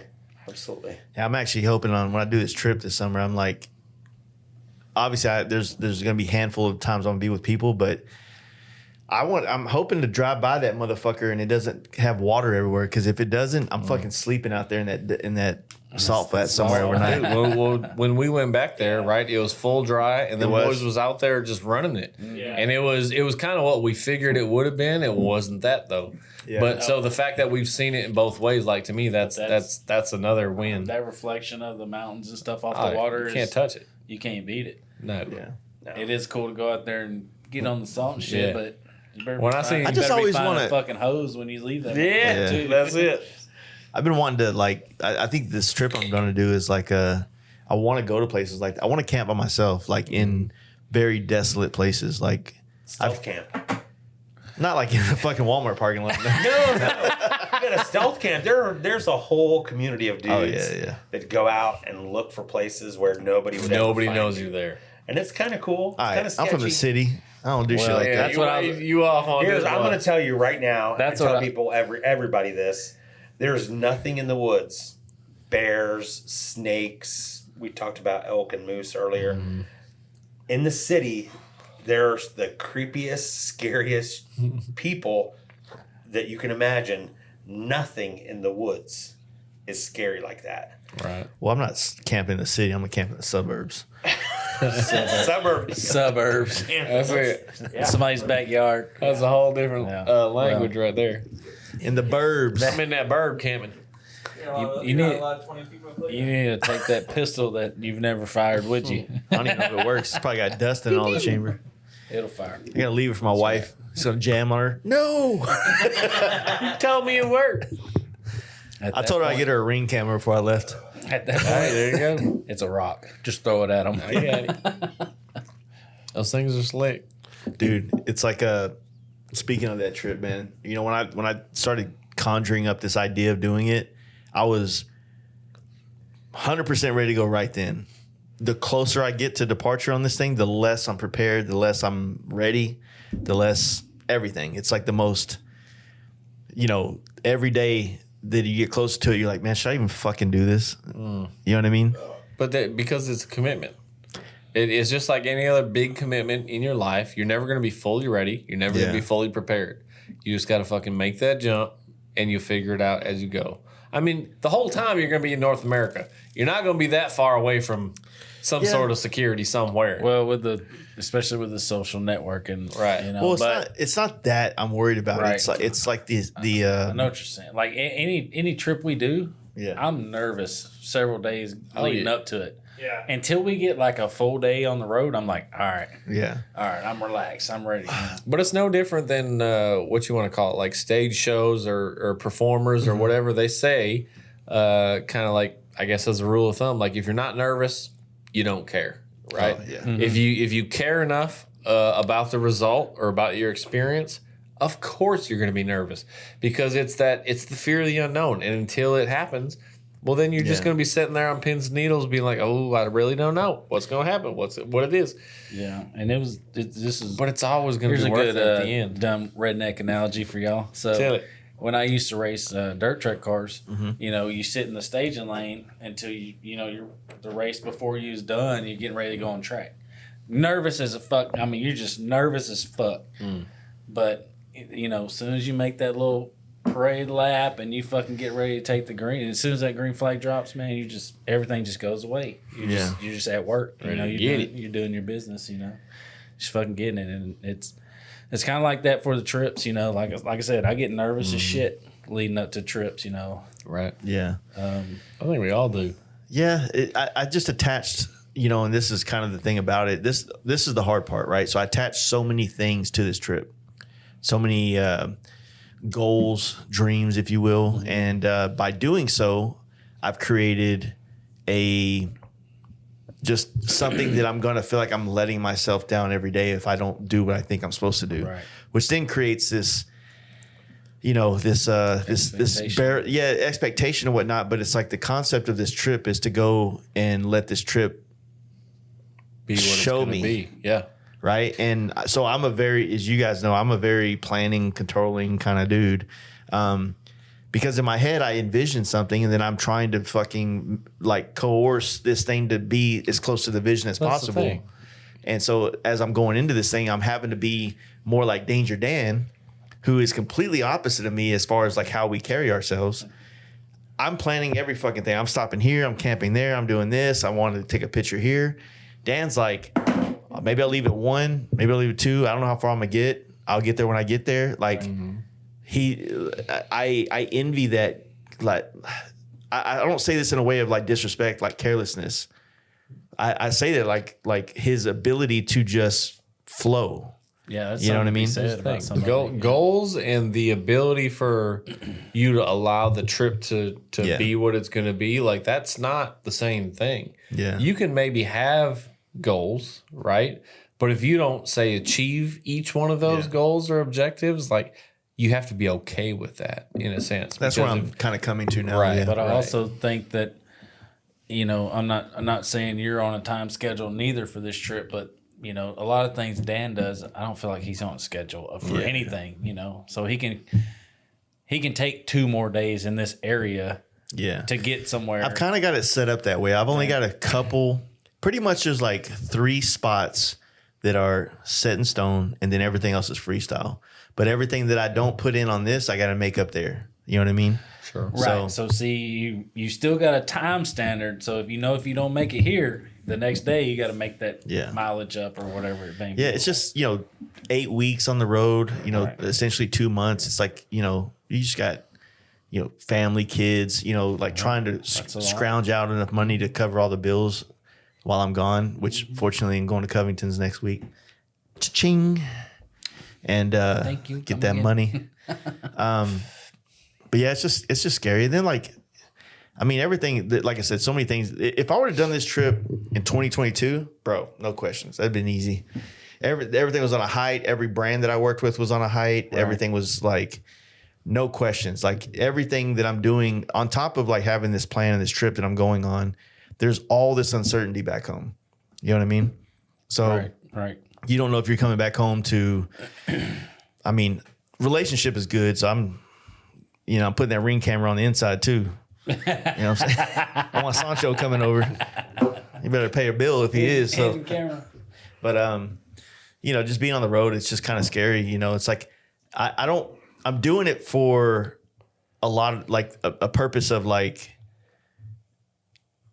just really trying to disconnect from like the life I've lived my entire adult life. Right. Yeah. And you also said you're going to try to stay off the interstates. Like you're trying to back road it. I think it's awesome, man. I think, like I said, I think once you hit the road, you'll figure it out. I think it'll just come to you, naturally. But I just hate to come home and I'm like, how many pictures you take?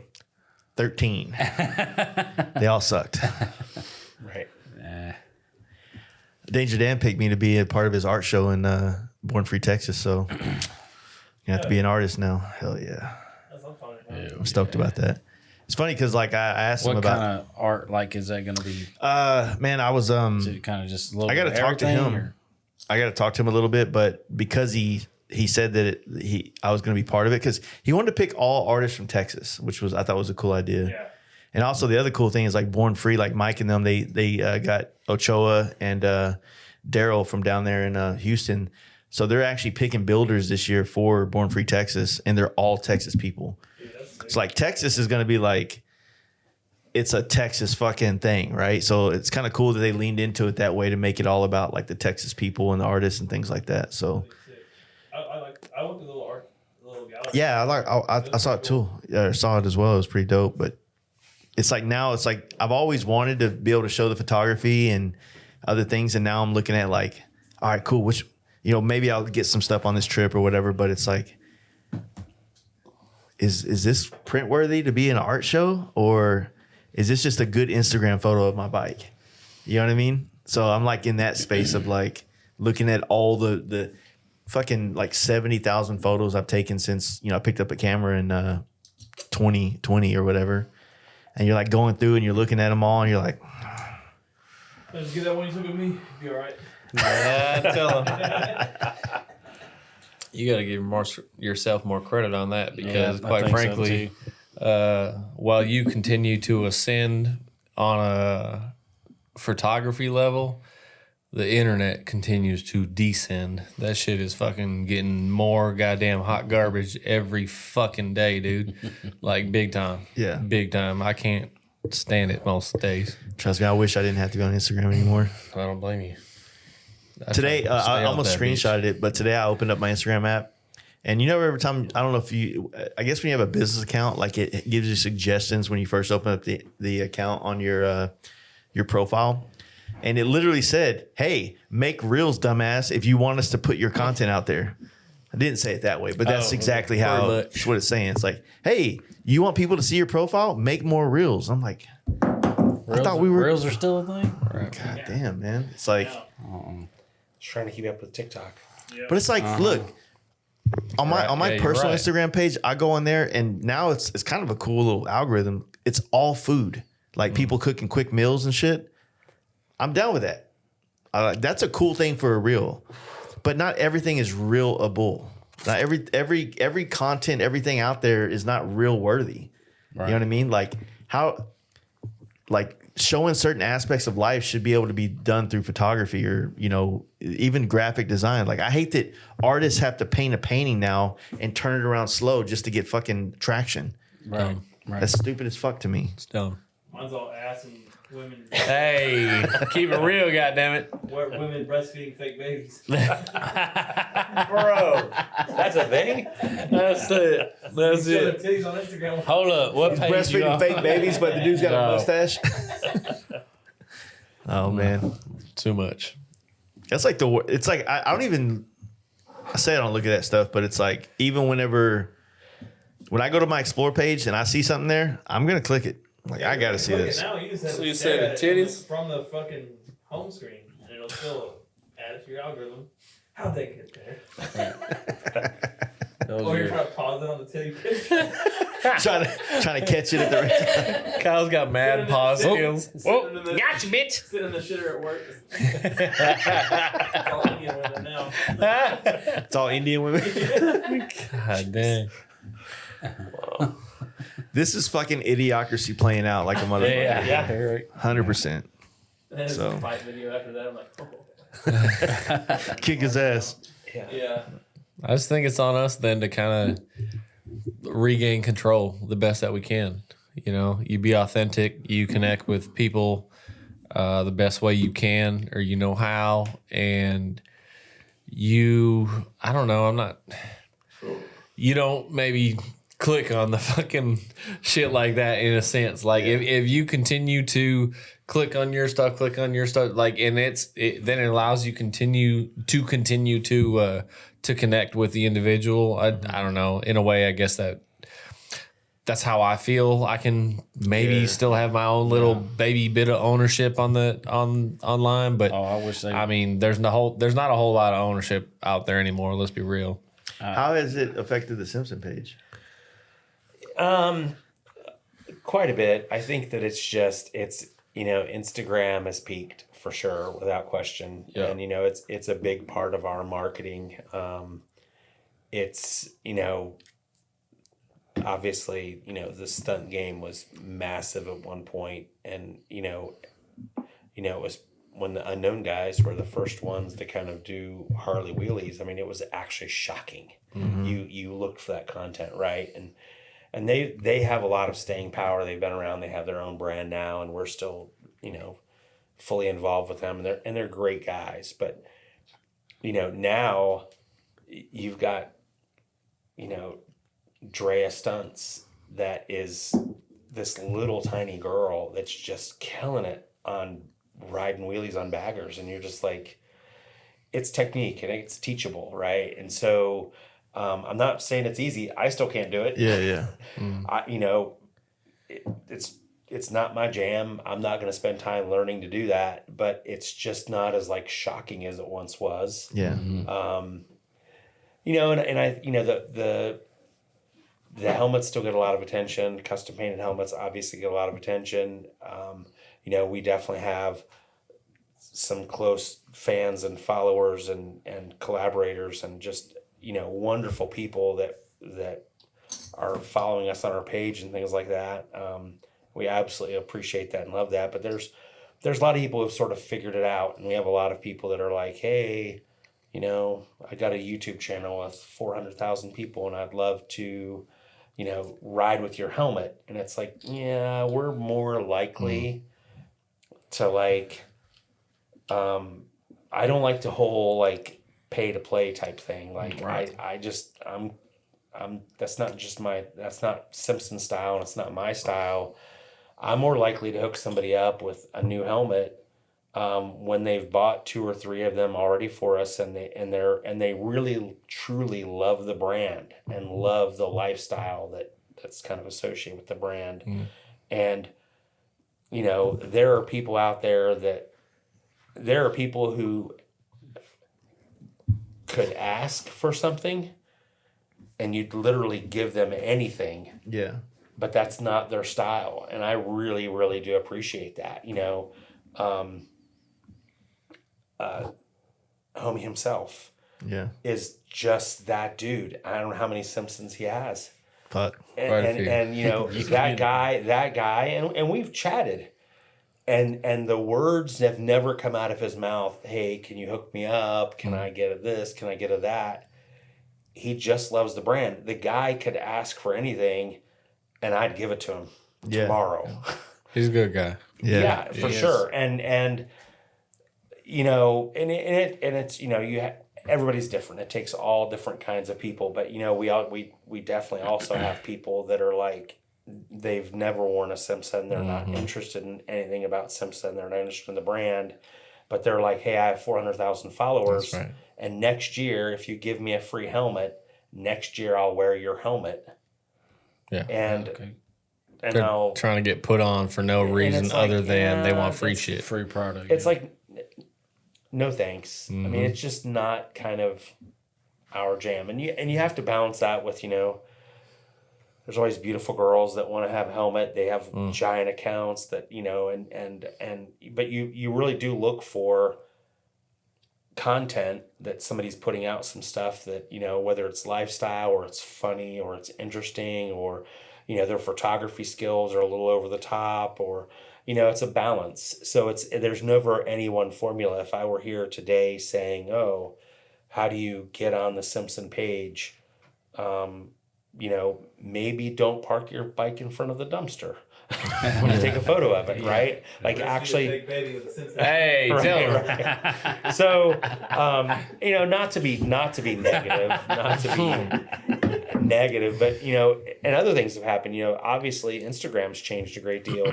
For a while, we could repost stories. Or we do repost stories now. We could repost reels. Now, for a business account, reels don't repost. No, really. Shit. I can go take a reel and go through all the efforts of reposting it. Copying it, yeah. But it's not like a story where I can just say, go to my page, go to my page, go to my page. So if I hit a reel, it still shows up. But it just, if I touch it and say, share to my page, it will not. Because we're a business account.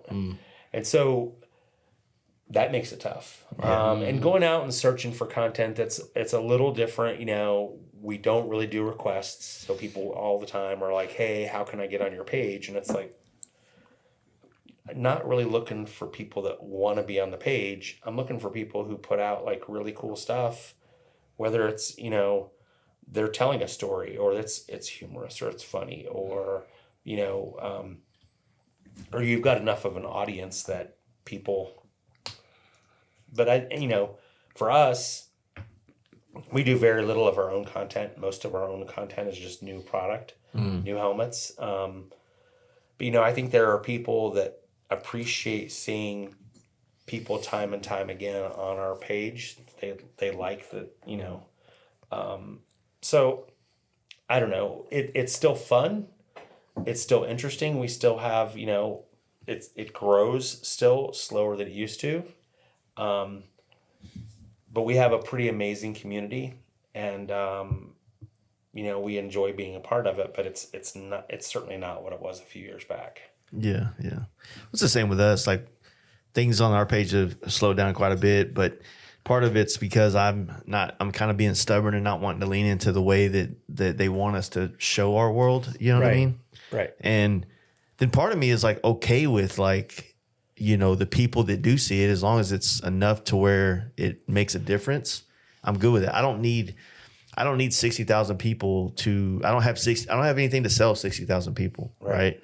But if I can just help inspire through other people's conversations and lifestyles or help show people a path, whether that's 10 or fucking 100 or 1,000, like that's all we have to offer. You know what I'm saying? Right.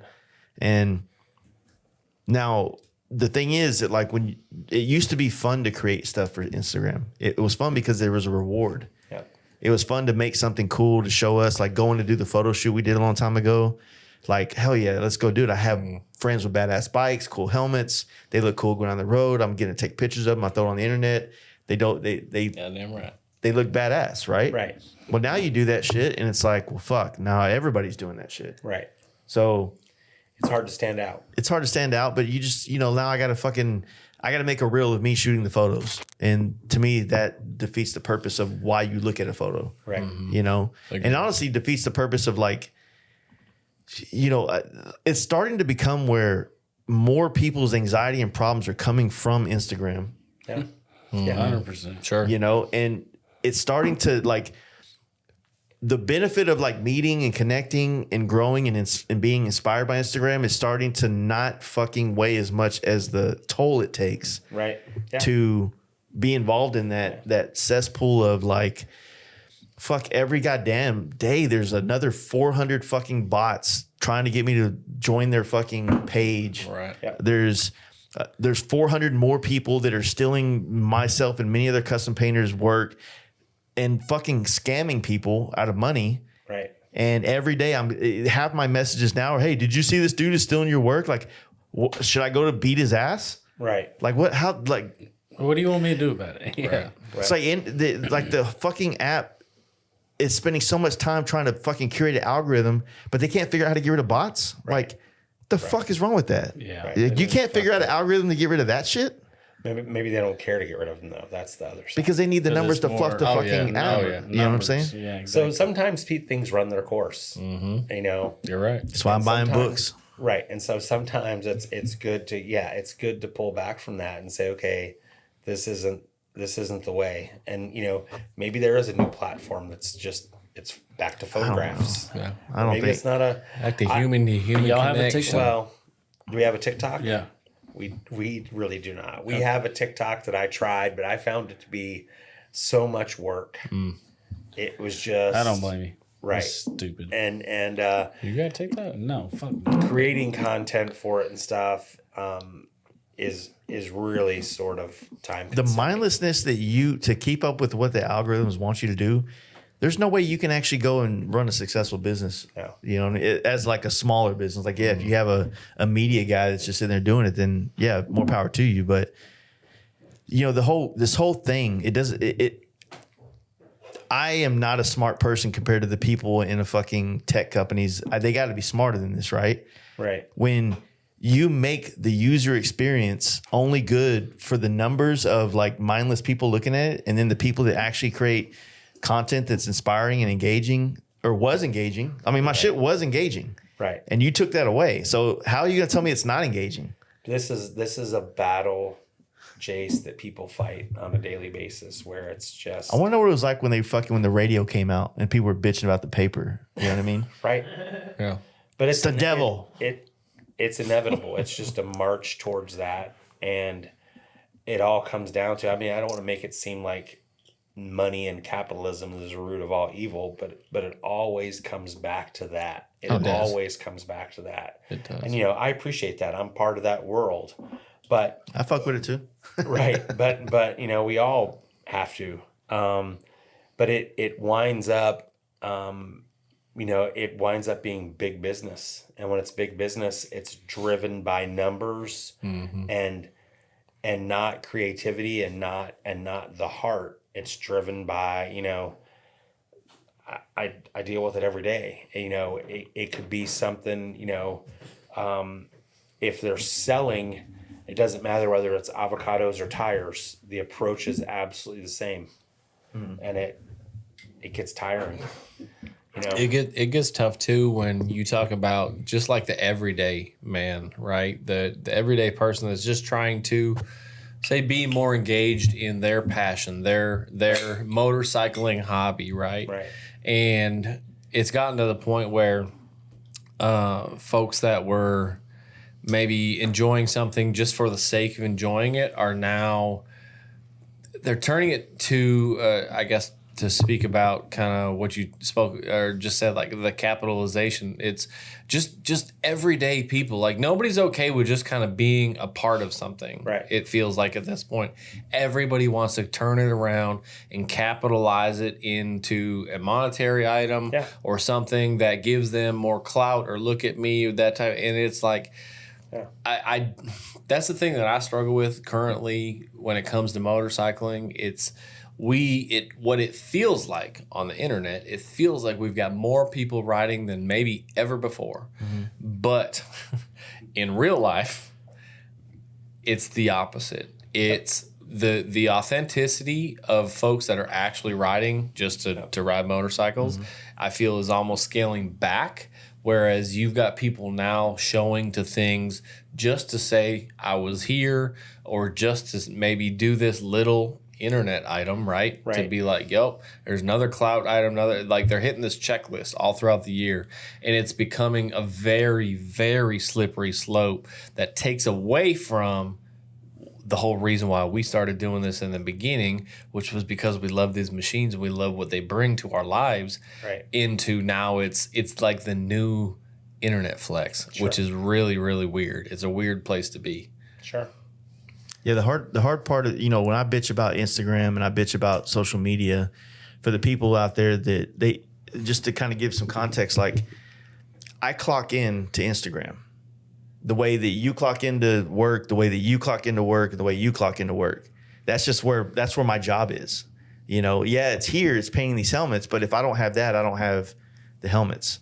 I'm back to fucking answering that phone call and that dude that walked in with a Honda Shadow Fender that he won on a poker game that doesn't want to spend any money, but he's mad that I'm going to charge him $400 and he just won this bike for fucking whatever. You know what I mean? Like the internet gave me an opportunity to paint helmets and paint products and paint bikes from people all over the world and kind of created a better opportunity. And I leaned into it for that opportunity, and I'm appreciative of it. And I'm willing to pay for that engagement if I had to. I'm not like, hey, I'm glad I got this for free. I mean, I fucking worked for it, so they can fuck off with all that bullshit free stuff. I busted my ass to get good enough to be able to paint, and then I fucking figured out how to be decent at taking a picture to show the world a better version of my products that I make. You know what I'm saying? And I put it out there and people liked it. And then I get calls and now it's all good. And now the fucking shit goes away.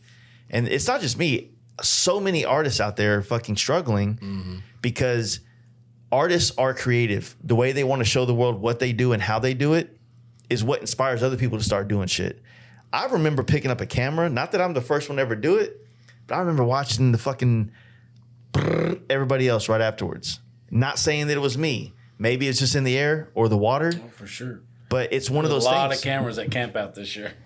It just happens. And you know what? That's the point of inspiration. Somebody inspired me to pick up a camera. What? Someone inspired me to pick up a camera. It's the same way someone inspired me to try a different motorcycle style, to try all these other things, right? And that's the point. Like, you see something cool, I think we should all be able to go try what we think looks cool to see if it's something that we might like to do. Right. But what I'm getting at is that when you're trying to create stuff or you're trying to show your work to this platform was built off of that, a photo.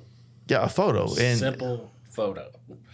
There's nothing wrong with videos and reels, but why does one have to be worth more than the other? Right. I used to love consuming just photos. Right. Yeah. I used to love just sitting there and like picking them apart. I didn't even need no words, just what it was when I first discovered it. Like, man, that's cool. And it's so uncool now. It's crazy. Well, let's face it, AI is really ruining stuff. And it's getting so good that you can't tell. And there's people presenting it as like original real work. Yeah. And So fucked up.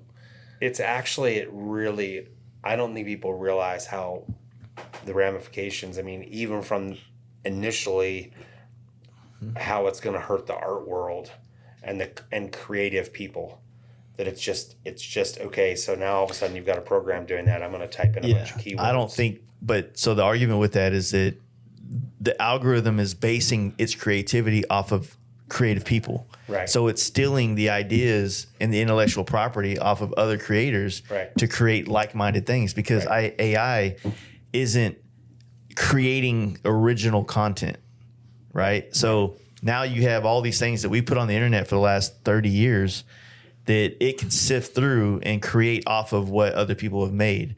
So that's why that's the artist's argument with AI, is that it's actually stealing from actual creators. But I don't think people understand how much art is in everyday life. You know what I mean? Sure. Now, and I don't think people understand how much advertising is the reason why art still exists. Because advertising is what pays for art. Sure. Every way you consume art is paid for by advertising. You go to see a movie, advertising paid for that to be there. You know, you go watch TV shows, you watch music, or you listen to music, all these things, it's advertising that creates the opportunity to make that shit happen. Right. You know what I mean? So, you know, whether you're a graphic designer, whether you're, you know, clothing, all these things, it all fucking goes back into this like circle of life of the economy and all this type of shit. So, yeah, I mean, we're all gonna look like fucking we're just gonna have no flavor, no swag, no style, because everything that's incentivized us to be that way is gonna be taken away from us through, you know, these different channels. If you can't make money doing the things you create, then you can't it's not gonna exist. Especially the way the economy's going. I mean, fuck, I was doing the math the other day. There's an app you can see how much inflation has changed what this cost in this. It's like a paint job that would have cost me $3,000 in 2018 is now $6,000. It's almost 100% higher. Yeah, and some things even more, you know. But that is a direct result. I mean, there's no other excuse for inflation except for the COVID money. When you print money, it's going to make everything cost more. Mm-hmm. And basic economics is not how much money you have. No. It's how much money you have in relation to everybody else. Mm-hmm. When you put out that much money, I promise that COVID money, broke people got COVID money and they absolutely spent it all and they're still broke. And the people who are good at collecting money from other people, they gathered all that COVID money. Now they're buying campgrounds. And they gathered it up. And so life remains the same. But as a result, inflation happened. It doesn't help nobody. In the end, it doesn't really help anybody. Yeah, right. It wasn't life-changing money to no individual. It wasn't. It was life-changing money to, say, the entity that issued it or whatever. Right. They saw it as a big number. When you broke it down and you gave an individual $800 and your rent is what it is today, or your mortgage, right? Nobody's life changed. Yep. You might have gave them a baby reprieve on maybe one bill or something like that. Yep. But then you right back to regular. Right. Absolutely. Didn't change shit. And so, or get anyone else's code money. How dare telling you. I didn't get anything either. I didn't either. Are you rich? I got both of them, but it didn't help me none. I just spent it on It didn't bike change shit I at the end of the day. Poor, rich, whatever. Right. It didn't change what shit. it changed was the inflation we're living in right now. Yeah. That's absolutely a direct result of printing money, Right. and giving it to people, Right. just because. You can't do that. Yeah. Money has to mean something. There's too many fucking narratives coming to conversion right now this year. That's why I said this whole thing felt funny this year. You have inflation out the ass. You have the election. You have these social media apps that are just fucking like completely taking away what they've essentially given us the last fucking 10 years. And honestly, like, to kind of end that topic of social media, all it's doing is making us have to redesign the way that we make money advertising and connect with people. That way we don't have to rely on something that can pull the plug from us anymore ever again. You know what I mean? Right. Because fortunately, I used to have a photo album that I would go to a body shop and say, hey, this is what I can do. And then I might get hired to do a job here and there, and I'd make money and I'd be good for the next month or two. And then sometimes that'd be recurring work or whatever. Social media comes around. I have a visual product to sell that people like to see. I take a good picture of it. Now people from all over the country want it. Oh, this is easy. I don't have to go door to door anymore. I don't have to compete with pricing. I have so many inquiries for work that I can be staunch on my price. It gave me like some real autonomy as an artist to, you know, and I've had a way, I've been able to grow my art because I've been able to focus on the art rather than trying to focus on being the businessman, Right. you know, for the last couple of years. So, I mean, if Instagram had a cost to have that, like that initial, like what it was in 2018 to 2020, I mean, honestly, I wouldn't be mad if that was like my highest bill that I pay over my rent. Right. Because it was so beneficial to be able to put something out there to the people that already fucking follow me. Right. You know what I mean? It gave you some kind of crazy reach that otherwise you would have never had. Yeah, I mean, you can get that reach. I mean, for that kind of reach in the previous era of advertising, I mean, that's like billboard on the side of the highway reach. Yeah. For a month, you're going to pay $5 to $10 grand for that. Fucking TV almost, you know? Could you imagine what it would cost to have in one of the bike magazines, like Hot Bike, I'm going to have a Fast Life Garage ad monthly on a page to show off my work. We used to do them when I had the era of print. Right. Insane amount. It was like to get an inside cover, outside cover. Right. And it's a pretty direct, approach because the people buying that magazine are interested in things like that. Right. But you have such a wider audience, and it's a wider audience, but it's also so anybody who's into bikes, obviously the algorithms again on something like social media, it directs people right to that. If you're a brand like Simpson and you want to just sell the helmet, you can easily click the boxes in the fucking thing and then, hey, here's $1,000, go to town. That's cool.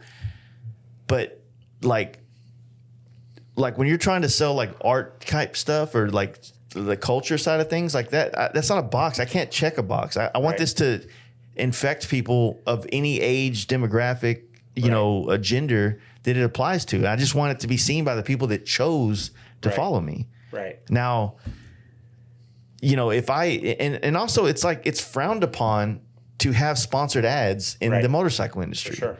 You know what I mean? It's maybe not frowned upon to the point where it looks thirsty. Yeah, it looks thirsty. Like, oh shit, like this dude's out here fucking paying a lot of money for Facebook ads. Yep. And they work. So I mean the joke's on us, but at the same time it's like,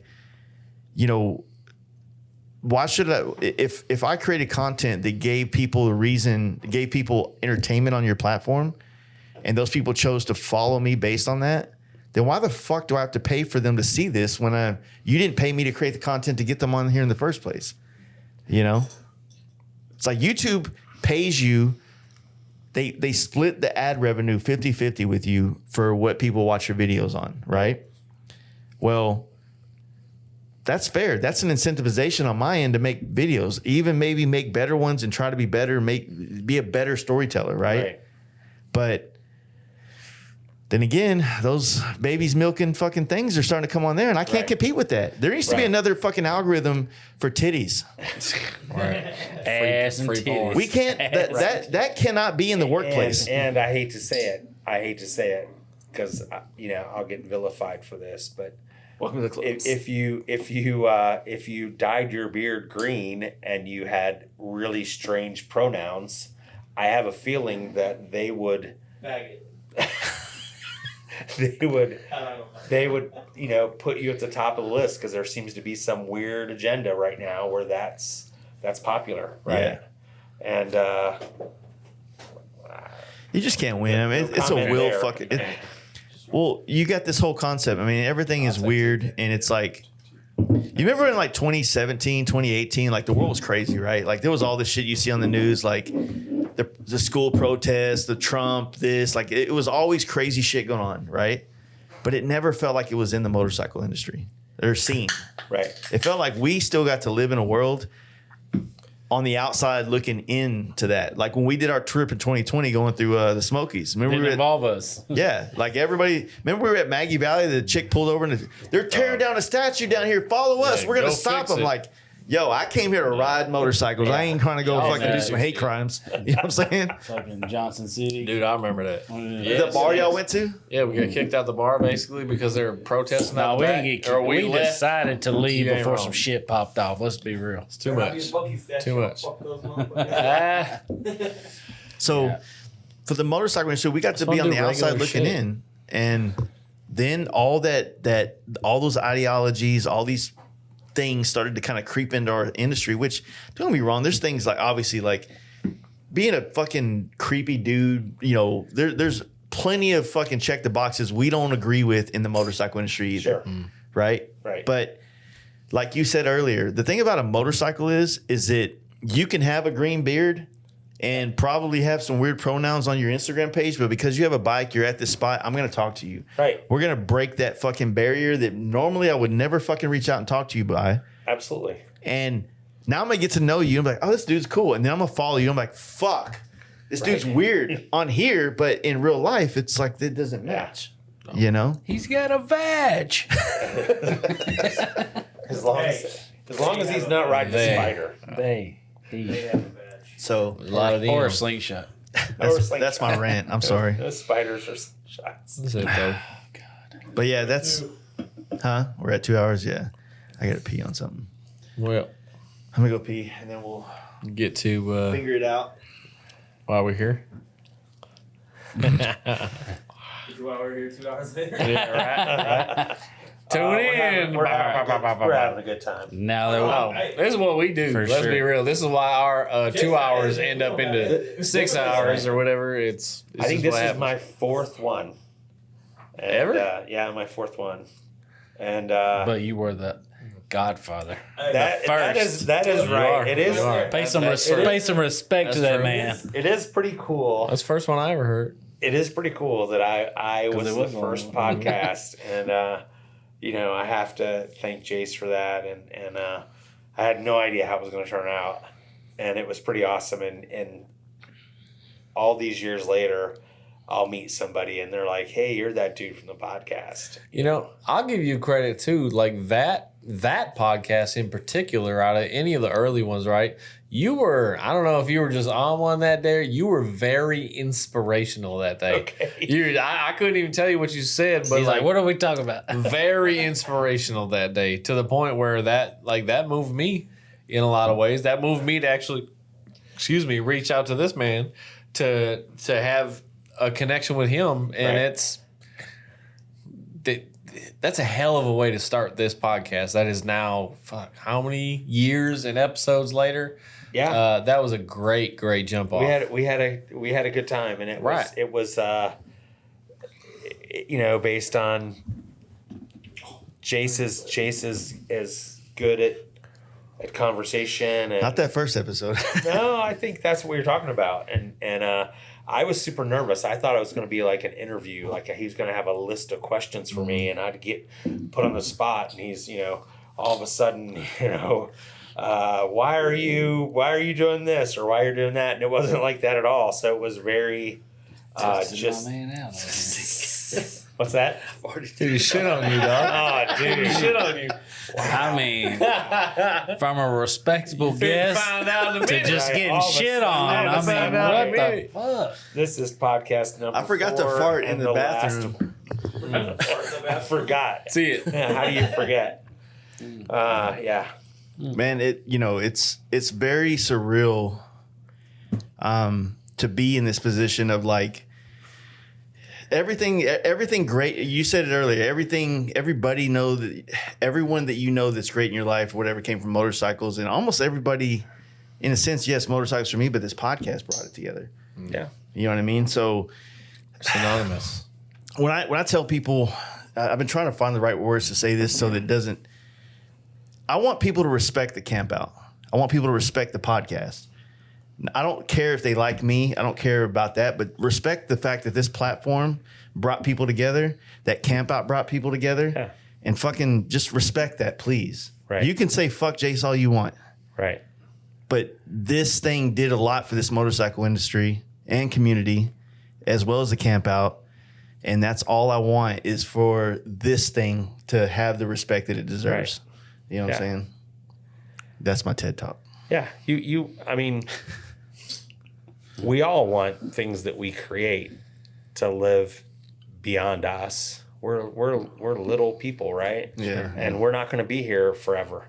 And so you want to create something that sort of goes beyond you. And a lot of people do that through having children. I don't have any children myself. So in a way, my helmets are like my kids. And they are placeholders at certain times in my life. Yeah. And sort of like tattoos sometimes. Yeah. And so I think that's kind of cool that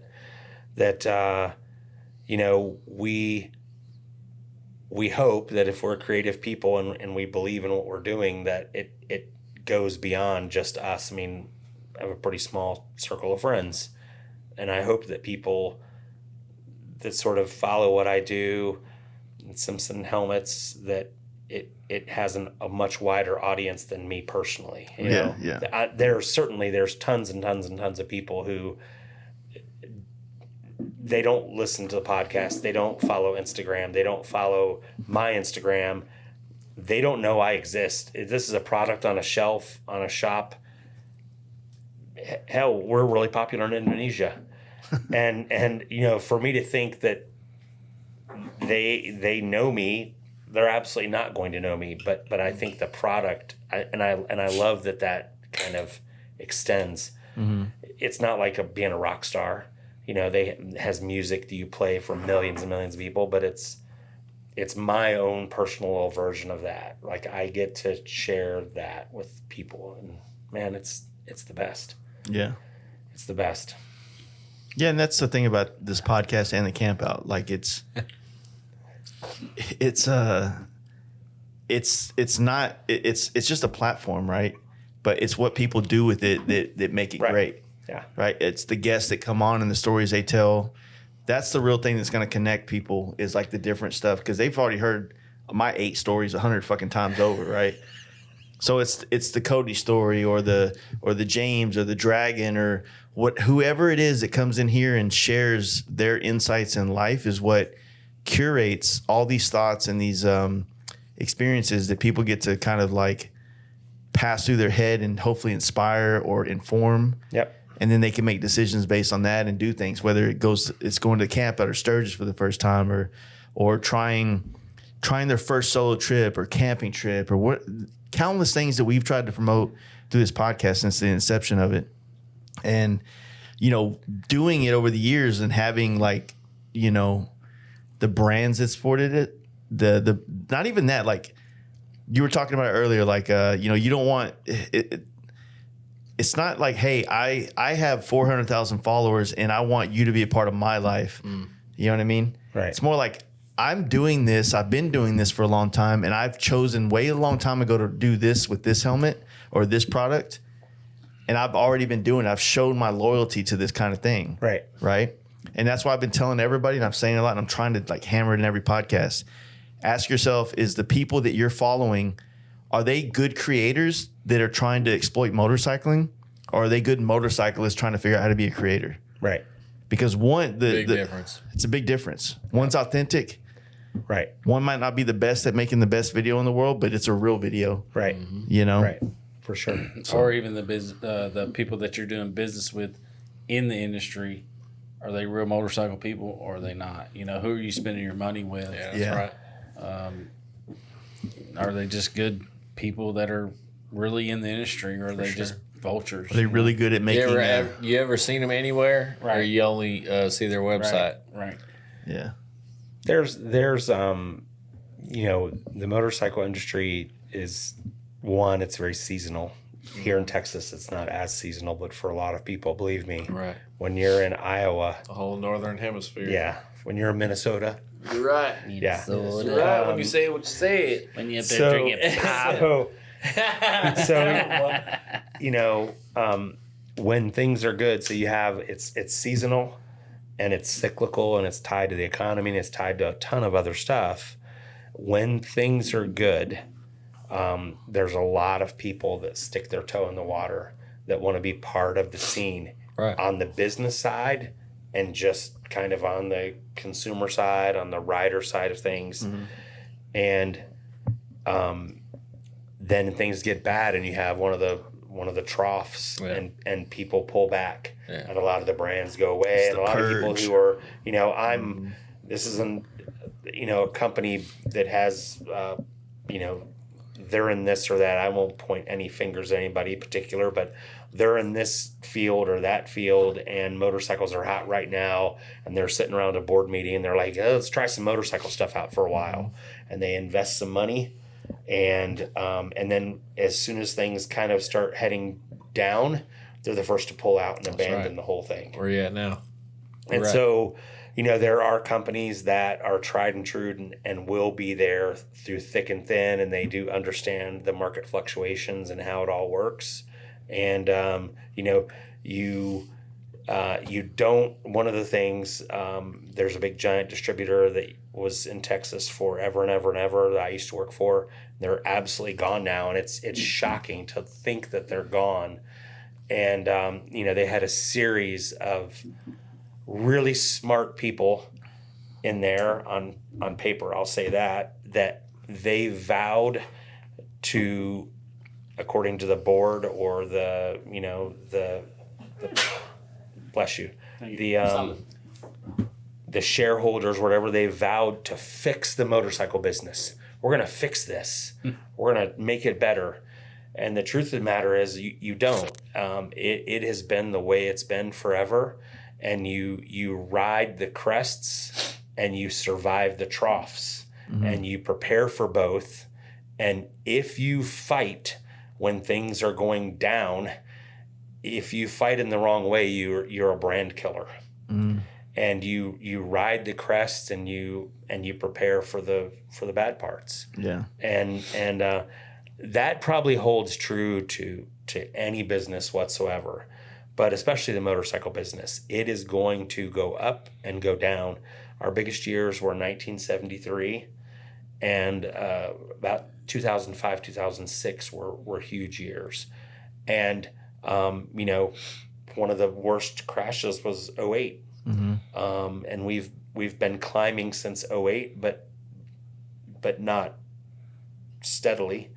And it is a tough business. People do it not to make a mint. People do it for the love of motorcycles. And for some people that's not enough. Yeah. So yeah, the motorcycle industry is like it is that. And I think that people you have to be in this business, you almost have to be an economist. Sorry. Yeah. You have to look at all these things. Like, if you're sending checks out to buy more material or order another batch of parts, like you have to be able to read, and you're gambling. You're literally putting 50% on red right now, and then the roulette wheel goes and shit like that. It's like there's no like COVID was a lot of free money got dumped in the industry, followed up by a lot of bottlenecks with international shipping, getting products in, shortage of all kinds of shit. And so you had this supply and demand thing that was going on that was so surreal. It's like a boxcar effect. Yeah. It's not enough and then way too much. Yeah. And whether you're buying a camper or, the bicycle industry probably suffered worse than us because that was another way that people that's another way to social distance, camping, going RVing, those kind of things. So people, obviously, we know the stories where people took, the money where they normally would have went to Disney or out to eat or to the movies, and all that sort of family entertainment money got funneled into a camper, tents, dirt bikes, motorcycling.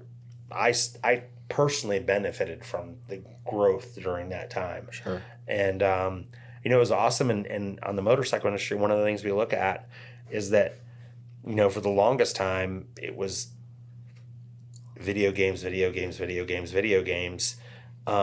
The parents that did take that money, not going to Disney, and they had a place to ride in their yard. They had 5 acres, and and mini bikes were sold out. Yeah, big time for 2 summers in a row. Right. We had a brand new group of nice. We had a brand. That was nice. That was nice. I thought you was it a stare or his ass? Stepped on a duck. But we hope that some of those people that got a mini bike for the first time, right? 30 years from now, they're going to be riding. Right. We're hoping we are creating some new riders during that time, and let's look at the silver lining in the cloud if we can. Obviously, COVID was a very bad thing, but maybe we'll get some new riders out of that. Yeah. And probably some new campers and some other people who did things that they otherwise wouldn't have been exposed to. So the other thing that I think also happened was like in regards to video games and even movies and stuff is because they couldn't produce, not being able to go do the movies. Then you had the writer strike last year, which then turned into the actor strike. You just had these like movies that have been coming out the last couple of years that you've had a couple gyms, but mostly bullshit. Yeah. Yep. Right. So now it's like people's trust to want to go to the movie theater is kind of gone. Yeah. Video games have been, I like to play games. They've not been consistently on the level they were prior to 2020. Like as far as like good game after good game, it's been a lot of now it's like they're kind of like the Grand Theft Auto 6 thing where they're gonna put 10 years to develop a game. 10 years, and then come out with something. It's gonna be awesome. I'm still gonna beat it in probably 40 hours or some shit. But hell no. I'll beat that It's gonna be the world's biggest game ever. Where they making it seem, They're never ending. dog. So it's like there's just like so many things that are changing that yes, this is a great time for our industry to lean into like maybe transferring some of this youth into like motorcycle riding, but you're not you have to do it through media nowadays. Right. You can't do that through just like you're gonna put a Sunday morning cartoon ad. Who the fuck watches cartoons anymore? Right. Surprised that industry's still around. I for the life of me, shit, they got woke as fuck.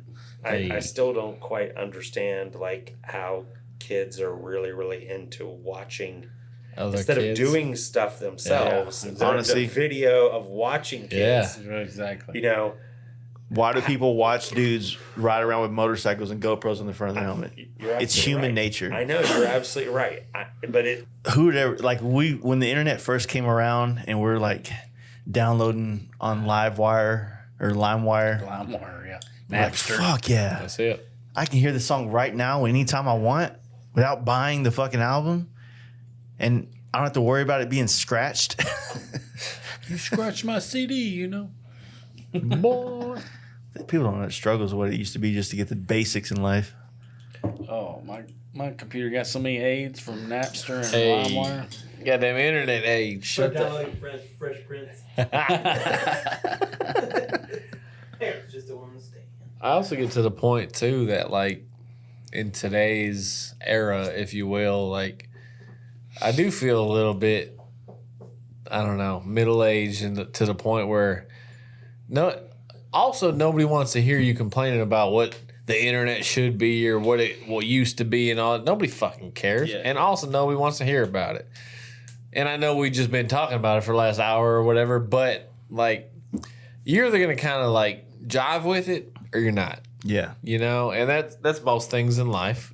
But I feel like there's an extra step that a lot of folks maybe are overlooking or what have you, that it's just you kind of need to start making some of your own decisions. Like if you need to not be on the internet for a day or a week or whatever that time period is, like it's super okay if that's what makes sense for you. If you need to plug in daily, hourly, that kind of thing, that's also super okay. But like I think we're to the point where we've been in the internet era for long enough that nobody wants to fucking hear what the fuck you got to say about my usage or not, that type of thing. It's tough. Because like a part of that, I understand how it ties into what we have done and what we kind of do historically from a connectivity perspective on motorcycling. But like we've said this before, you take the internet away today, like motorcycle's still there, still got your phone number. We're still going to do shit. We're still going to live our best life. But you take the internet away from a lot of folks, they're lost. They're fully lost because their sense of reality is what this little screen shows them. Yeah. Right. And that's where there's a miss, or there's a generational miss, or just like a usability miss. There is a miss somewhere out there. And until, I don't know, maybe that's realized, I don't know that people fully understand what that is for themselves. The internet feels like a drug dealer game. You got to get in, make enough money to establish yourself outside of it and get the fuck out. Right? Because realistically, like, there is no long-term plans for internet people. Like, the way YouTube works, like, even though it's the best platform to make money off making content, can you keep up with that demand of making videos every week? 2 videos a week to keep up with the way that needs to happen? Like, That's not reality. No, hell no. YouTube is the infinite scroll in video form. People will consume that shit just as fast or faster than your one photo on Instagram. They'll take the work that you just put in, the fucking 10 hours of shooting, the 50 hours of editing. They'll take and eat your fucking 8.5 minute video up in fucking no time and then move on to the next. They don't give a fuck about what you just put your time and effort into producing. They will infinite scroll your ass like that. That's why. And that's a scary ass thing, and then critique dog. you on it. That's a scary, you're right. Everybody got some shit to say on YouTube, don't they? So that's why, How fucking dare you cut this video short? So that's why the concept now is to create the things that we've been creating for the internet and create it in spaces where to see it or experience it is a chosen, like you chose to be here to sit through this, right? So if you make a video and you make it not on the internet, but you put it out, like, hey, we're doing a viewing of this 20-minute video. Right. Come get your beers, sit down, check it out. Right. That's a different experience, right? But when you're on the shitter and you're scrolling, and you're trying to, like, you're crying in your video because this is the most amazing thing that's ever happened to you and you want to share this experience. And they're like, oh, fucking nerd. You know what I mean? Right. As he fucking grunts one out. Wait, that's grunt one out. They just shit one out, whatever the fuck it is. Rub one out. Rub one out. Yeah.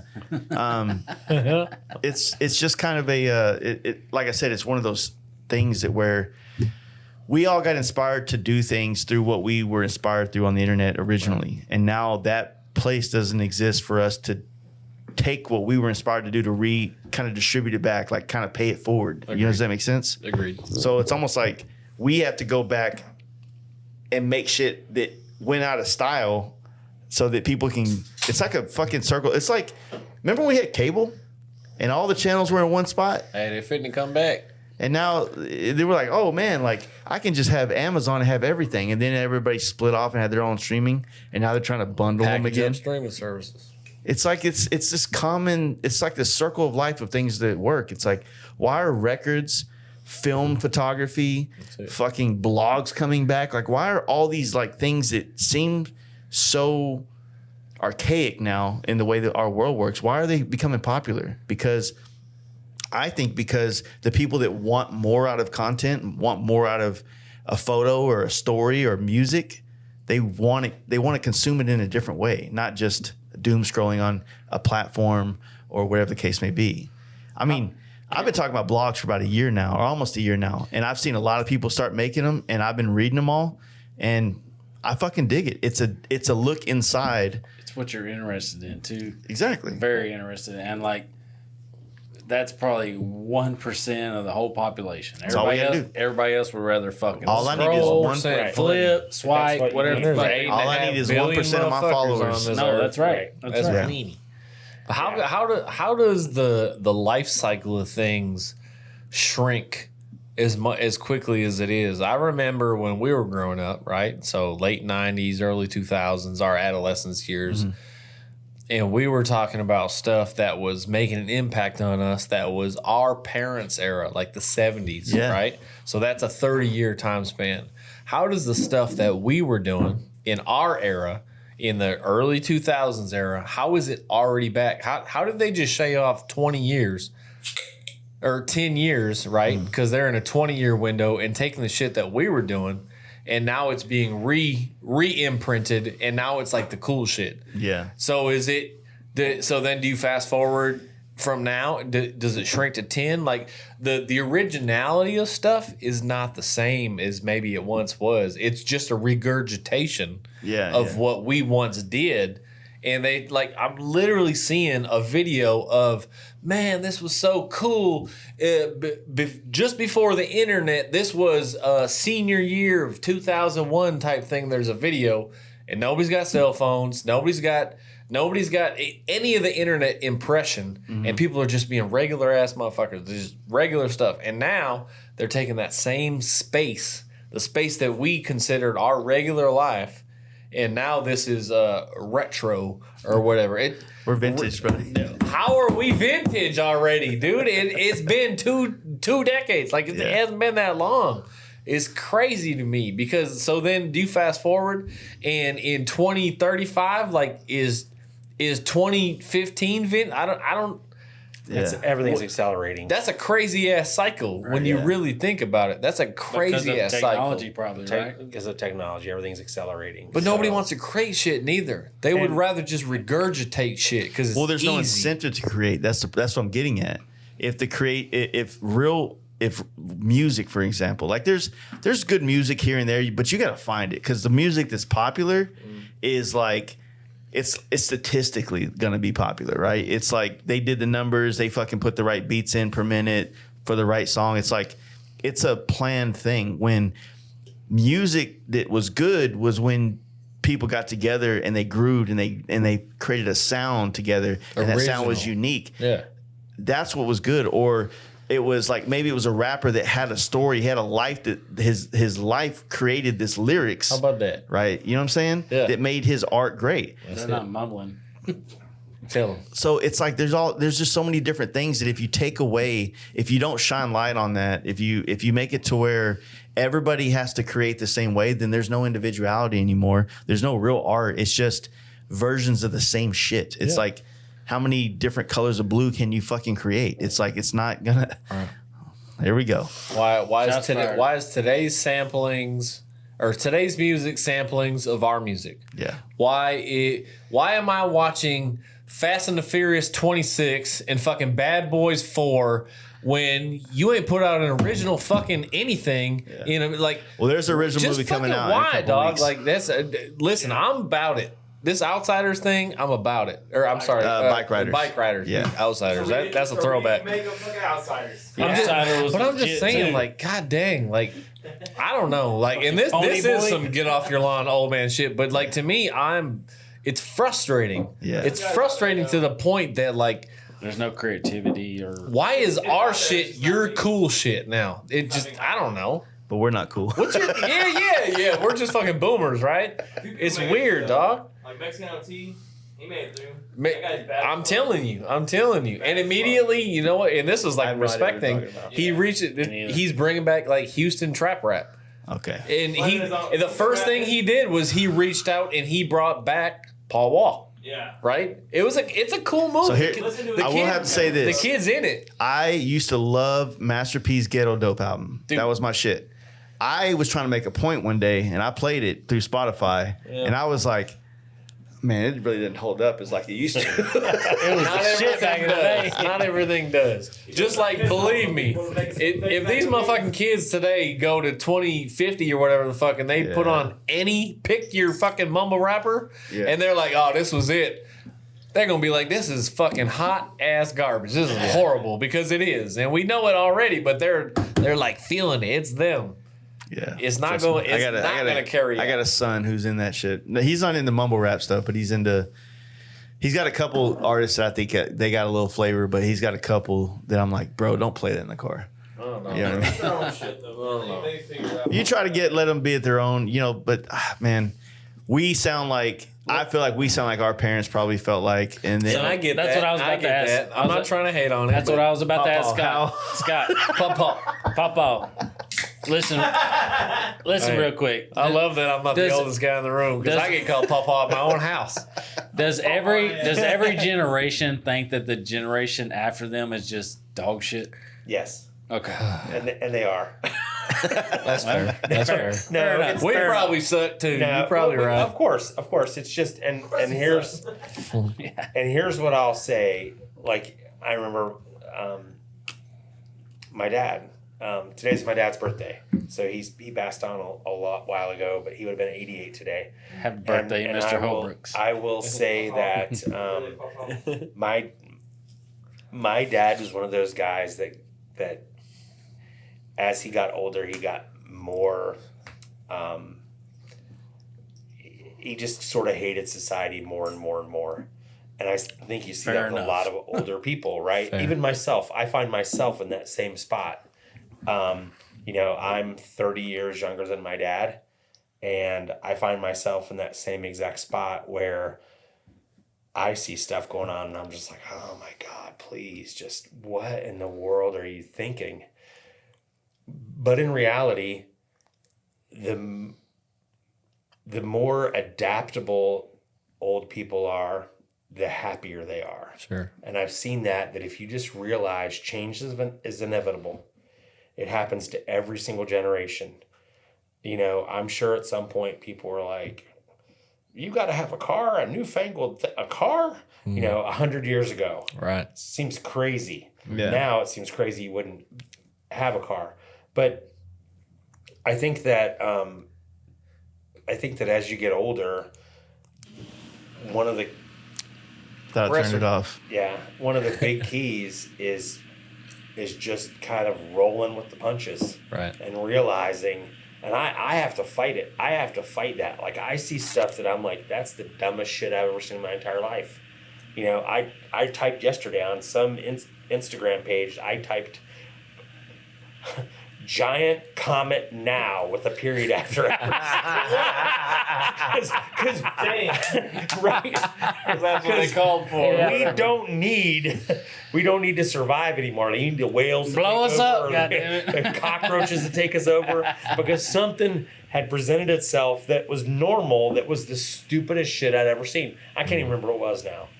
But in reality, just accepting how things are going to be. And a lot of people, an old boss of mine just a few years ago told me this. He said, you know, we long for the future generations, for them to understand America like as when we were children. Sure. America without the internet, America with this, or America with that, or with, you know, any of these things. And he says, in reality, they're not going to remember that stuff. Mm-mm. They don't. Mm-mm. And they won't miss it. It's Right. just, this is how society as a whole is morphing, and you can fight it, and they've got time on their side. But you ain't gonna change it. You're not going to change it. Right. They've got time on their side.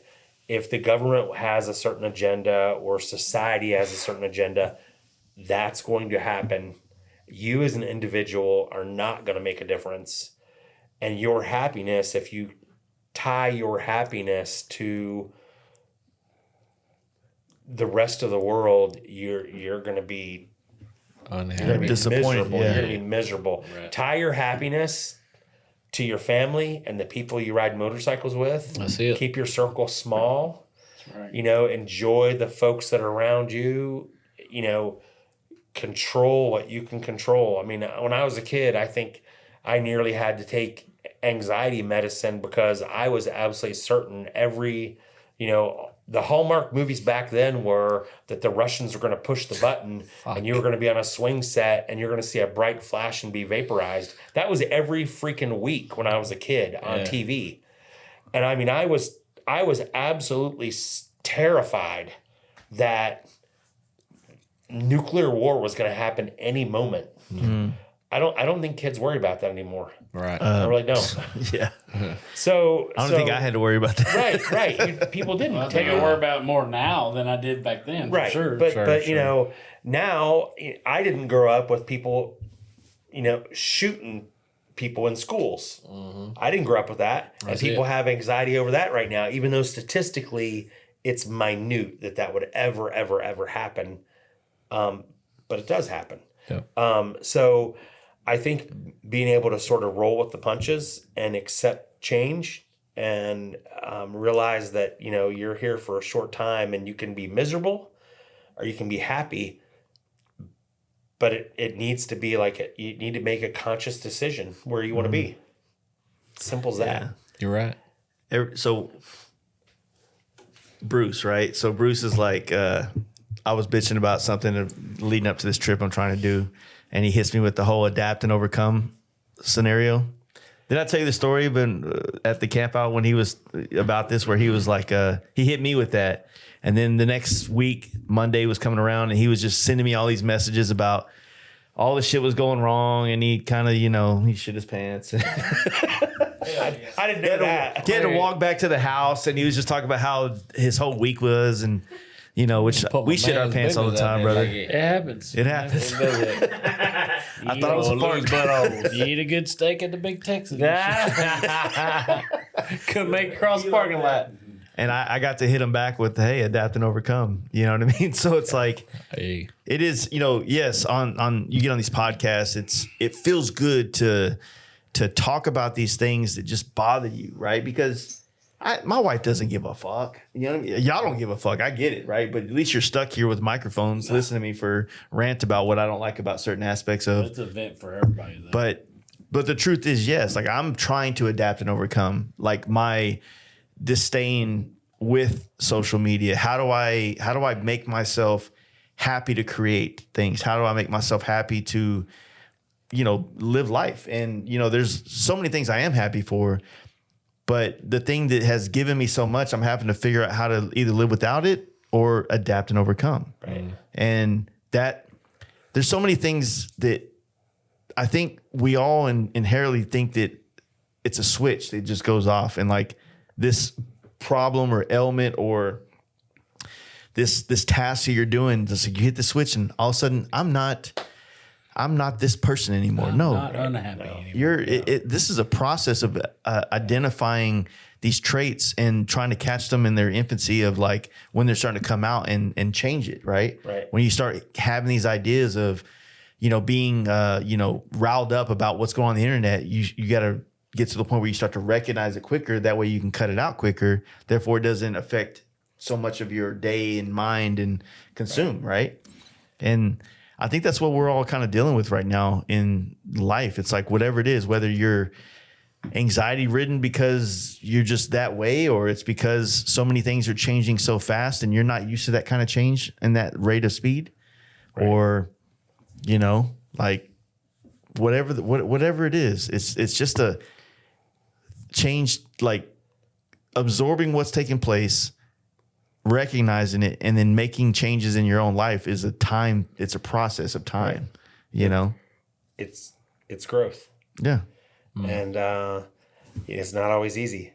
And I know even myself personally, in my personal relationships, I might take,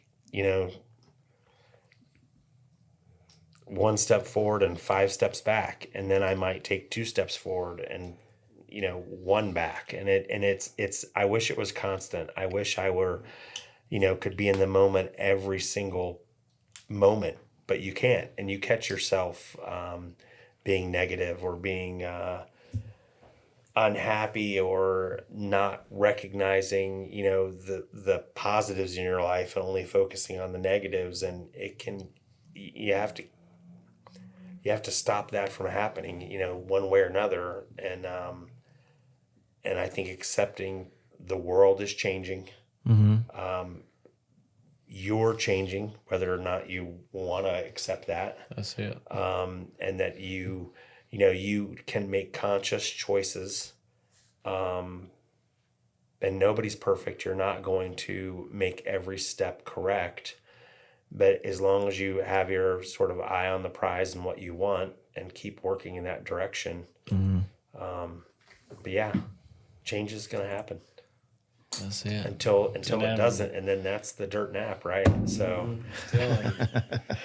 Speaking of which, why we sitting here tonight Well, we talked with a little bit with about, a whole bunch of Simpson motorcycle t-shirts on. Yeah, we could I talk forgot. a little I didn't bit. know we were doing that. We could talk a little bit about Simpson and what's going on there. I came back from a trip overseas to some of the factories we use for some of the products, and really, really excited about a lot of the new products we have coming out. I can tell you that in the next 18 months, there's 6 entirely ground up. Every single aspect is brand new models in the next 18 months. And that's super, super ambitious. Some of them we've been working on already for a couple years. And some of them are just sort of fast-tracked to the end. But now through the summer of 2025, it's going to be some wild stuff, some really, really interesting stuff, some stuff that harkens back to the Simpson, the golden years of the first time around when we were popular in motorcycle helmets. And then some of that's going to take us in directions we've not been before. And so it's a super, super exciting time. You know, I think I've talked on the podcast before, a lot of things that I do for Simpson. It's work that I won't really see the results for a year or two. That, you know, I'm kind of working for stuff for in the future. So it's good stuff. We've got, you know, some adventure helmets coming out, for like the Pan America crowd, you know, the BMW GS crowd, and they're incredible helmets. They really are. And our fans are, you know, they're full of Simpson flavor, so to speak, and our fans are absolutely going to love them. So I'm really, really happy to kind of, talk about that and promote that. And you know, we were bought out a few years ago by a very large company, and they've given us kind of the resources to be able to do these 6 brand new helmets with, you know, huge budgets to you know, no expense was spared.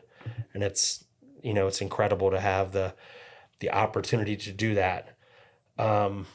So That's what it takes too.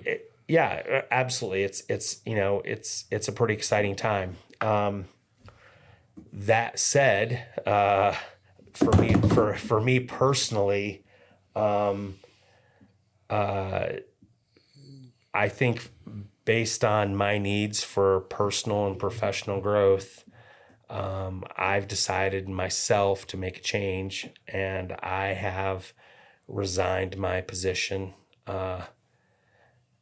effective today, which I'll give a couple week notice. And you know, I expect my last official day in the office will be June 14th ish or so. And you know, for me, it's a really, really difficult situation. It's just, I need an opportunity to be challenged, and I need to scratch some itches that I'm not able to do right now. And, you know, there's some things that I would say are based on some of my own personal integrity of what I want to be involved with and what I don't want to be involved with. You know, I have another situation I really can't talk about right now that, you know, is on my horizon, and I'm very, very excited about the future. So nobody think that I'm going to be living in a tent at the campground. Everything's good there. And I'm really excited about what's going on now, but, you know, reflecting on what, Simpson has allowed me to do, to sort of grow this business. And, you know, I'm absolutely thankful. I'm thankful for the people I worked with in the past. You know, there's been some great friends and friendships that have continued, at my work. But beyond that, friends that I've made through this position and through this brand, that will continue on throughout my life, that have just been incredible. And I can't thank people enough.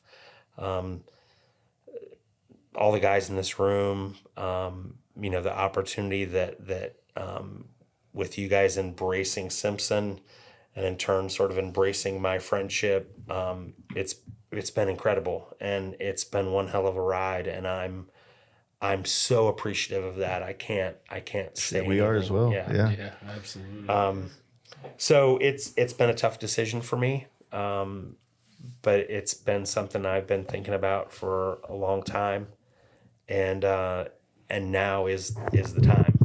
So yeah, it's like the nothing lasts forever thing. Not to be a nihilist about things, but just to be realistic on, you know, whether it's, you know, we don't live in an era where we get that job and that job is it forever. You know, we get, you know, some of us might still have that opportunity, but you're usually kind of growing in a way that maybe this company has the opportunity for you to flex, like spread more of your wings as you grow and become bigger. And sometimes they don't. And when they don't, like, it becomes like did you take that trip or not? You know, are you going to regret not stepping out and seeing how far you can reach what you want to do or what you're capable of if you don't, you know, get out of that spot? It's always rolling the dice, though. You know what I mean? That's the scary part about it.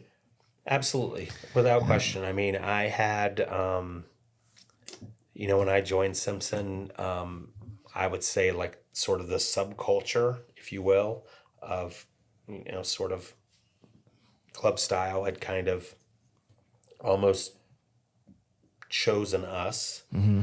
And when I joined them, you know, they're an automotive company and they really didn't fully understand the motorcycle business. And, you know, I worked with Simpson creating some helmets and some things a couple years before I actually physically, you know, joined them. Mm-hmm. I was there working for another company, basically selling them factory space to make their helmets. And I got to know them for a couple years before I joined them, and they were always really gracious, you know, and gave my factory work to build helmets. But then they always wanted to talk about, you know, how the industry worked and all the ways, because automotive and motorcycle are very, very different. And we did this for a couple years, and then finally, you know, they hinted a little bit, and then they finally said, hey, you know, you should just join us. And so we have like a motorcycle guy here.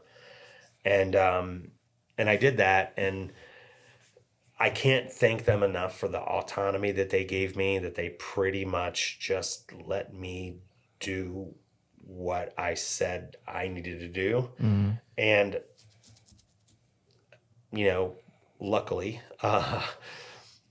leaning into that sort of segment of motorcycling, they sort of leaned back, and I leaned more, and they leaned back, and it became this kind of symbiotic relationship where it was just awesome. It was incredible. I mean, it was some of the best times of my life, because I felt I was creating stuff that really made people excited, and they were really super, super, you know, interested in what we were doing, and they really embraced it. And I loved that. I mean, that's a motivator for me. Mm-hmm.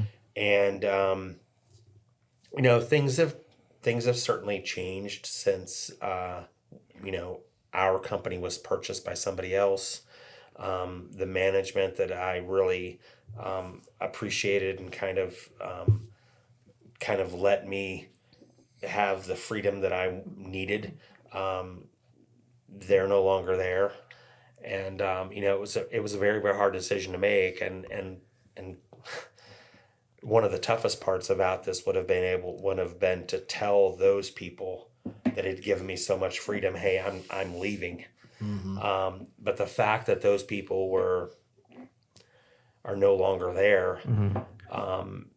It makes it a little easier from a business standpoint to say, hey, guys, I'm out of here. Right. It doesn't make it any easier for all the friends that I've made and all the acquaintances and all that, you know, our inspiration to be connected was Simpson. You know, it's you know, if you will, it's like going to your favorite restaurant and you see the owner of the restaurant or the maitre d' or whatever, and it's a friendly face, and you know the experience to expect and all that stuff. It's just like that, and then all of a sudden that restaurant burns down or whatever. Right. But I mean, you know, that's the tough part, is the connection that I have with everybody. You know, I'm a little bit worried that, you know, my significant other, I absolutely would have never met her in a million years if it wasn't for Simpson. Yeah. You know, that's how we met. So I'm super thankful for that, but it is,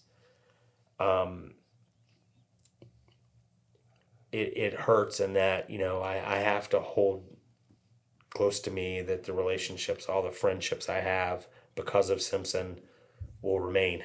Yeah. And I know it's not a guarantee, and I know there's a lot of it that won't. Sure. But that's weeding out the fake, though. I mean, right. Yeah. And at least you're realistic about that. And like, honestly, I don't know. I guess I can speak for myself, these men in this room, and for all the people that aren't here as well. You have been an ambassador unlike any we've known, quite frankly. For a brand that we fuck with. That we connect with to the extent that we have. First of all, I applaud you for making the announcement here and making it official here. And, you know, I'd like to thank you too for asking us to be a part of this moment for you, because I understand the magnitude of it for you, and I want you to know that, you know, we're here for you no matter what brand you have behind you, right? Like we've obviously connected to you through a brand and through yourself. And the staying power, I think we all can appreciate is Scott Holbrooks, flat out. You're a great person. You're a wonderful human being, and anybody who doesn't see that, and anybody who just subscribes to a brand, they can kick rocks all day. But I just want you to know that we love you. We wish you nothing but the best. And I think it's a beautiful thing that it sounds like it's an amicable separation, that you're going on to make a move for yourself. And obviously Simpson's going to be who Simpson always has been.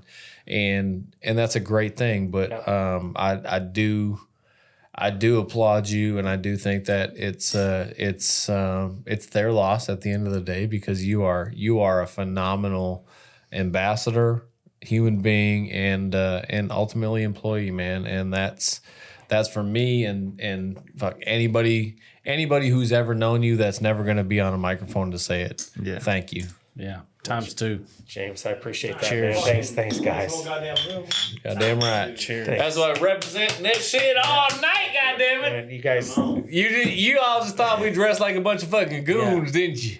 We didn't know if we were burning it or repping it. no, I mean, do we need to sacrifice anything? No, not yet. I think that, you know, built for life. It's very rare that you get to connect with a brand that, you know, honestly, like the smoke and mirrors of Simpson brand, not in a bad way, smoke and mirrors, but just the smoke and mirrors of, like, most people consider it to be this huge, massive company with multiple employees. And I've always told people, like, man, Simpson, for the longest that I've been connected with, is like, it's gone down to 2 people. It's been as high as 5 people. And those extra 2 people of the 5 were pulled from the automotive side to come help out at an event, right? So it's always been this thing. But the thing is that, like, you've always leaned into the smaller events, like our camp out, our hood ride, the community, you know, the giddy up, you know, Born Freeze, those things that are kind of more connected to the grassroots, ground level people in this industry, you know, and I agree. I think that's the way to fucking build relationships with people, because they're small enough to be intimate, you know. And you do, you know, your philosophy behind why Simpson's never really been a part of Daytona or Sturgis, you know, I get it. You know, I get it. It's like you're not trying to sell the brand in a way that's so, we're here to make money. And if you're paying $15,000 to sit in a parking lot in Sturgis, you got to be there to make money. Yeah, exactly. You know what I'm saying? Yeah. So don't put yourself in that place. You'd rather, you know, the thing that someone was saying earlier, it's like Simpson became, when you would see, because in Dallas, as this performance motorcycle scene emerged, that became a telltale sign of that dude fucks with what we fuck with. Right. Yeah. I mean, no shade at Bell. Bell also has a presence in the scene as well. Sure. But out here, their helmets have always been like across the board. You know, it could be this, it could be that. But you see someone on a Simpson with a fucking... I got a story on that. you know it. So I was traveling to Daytona in 2021, I believe, solo. I was going to the Keys first, and I was going to go to the Keys and then ride up to Daytona and meet friends and everything. And I left my cousin's house in Anna Marie Beach or whatever on the west side of Florida. And I got on the interstate that morning. I just washed my bike up, got on the interstate, and I was heading down the interstate. Like I'm going through the Everglades and going to cut over and go to Miami Homestead and then go on to the Keys. And I'm rolling down the interstate and I see these 3 bikes ahead of me. And the closer I get, I'm like, oh shit, these dudes are wearing Simpsons, you know? Right. And I'm like, oh shit, they got Texas plates. And I'm like, what the fuck? I'm like, what's going on here, you know? Like, and I'm just rolling by myself, and they're kind of cruising, and I'm kind of getting it. So I go to pass them, and then I'm like waving at them or whatever, and like the next exit, I needed gas, and I just pulled over and to get gas, and they just whipped in behind me, you know, and we end up stopping at the gas station and chatting it up or whatever, and I was like, dude, Simpson helmets, Texas plates, we got to know some of the same people, right? Right, for sure. Yeah. And so it ended up being Eric, yeah. And Paul and Mitch was the other guys. They're from Austin. Okay. But I mean, like, to this day, me and Eric are friends, you know? Yeah. Like, we end up riding together to the Keys, and then riding up to Daytona. And like, I mean, it's just simple things like that that I don't want to say cliquish, but it really is kind of, you know, like it's Francis' house last weekend. Yeah. It's like when it's small enough to be a niche, right? And you see it, then it's like, oh shit, we're listening to the same band right now, right. You know, but then when it gets kind of spilled over, and it's like it's still cool, but it's like, okay, you're not listening to the same band, but you got the fucking kit. Right. You know what I'm saying? Like, I was before we pulled up to the gas station, took our helmets off, we already knew some of the same people. Sure. Sure. Because absolutely. Simpson helmets, Texas plates, I'm like, what the fuck's going on here? Yeah. You know. Well, I think that's part of the appeal, and that's what I've tried to create, is that you're sort of joining a tribe of sort of like-minded people by wearing this gear, so to speak. And which is almost a tribe of Harleys and Indians and, the brand you prefer, you know? Right. This is more specific, I'd say. But it helps that, again, it's like-minded people, sort of.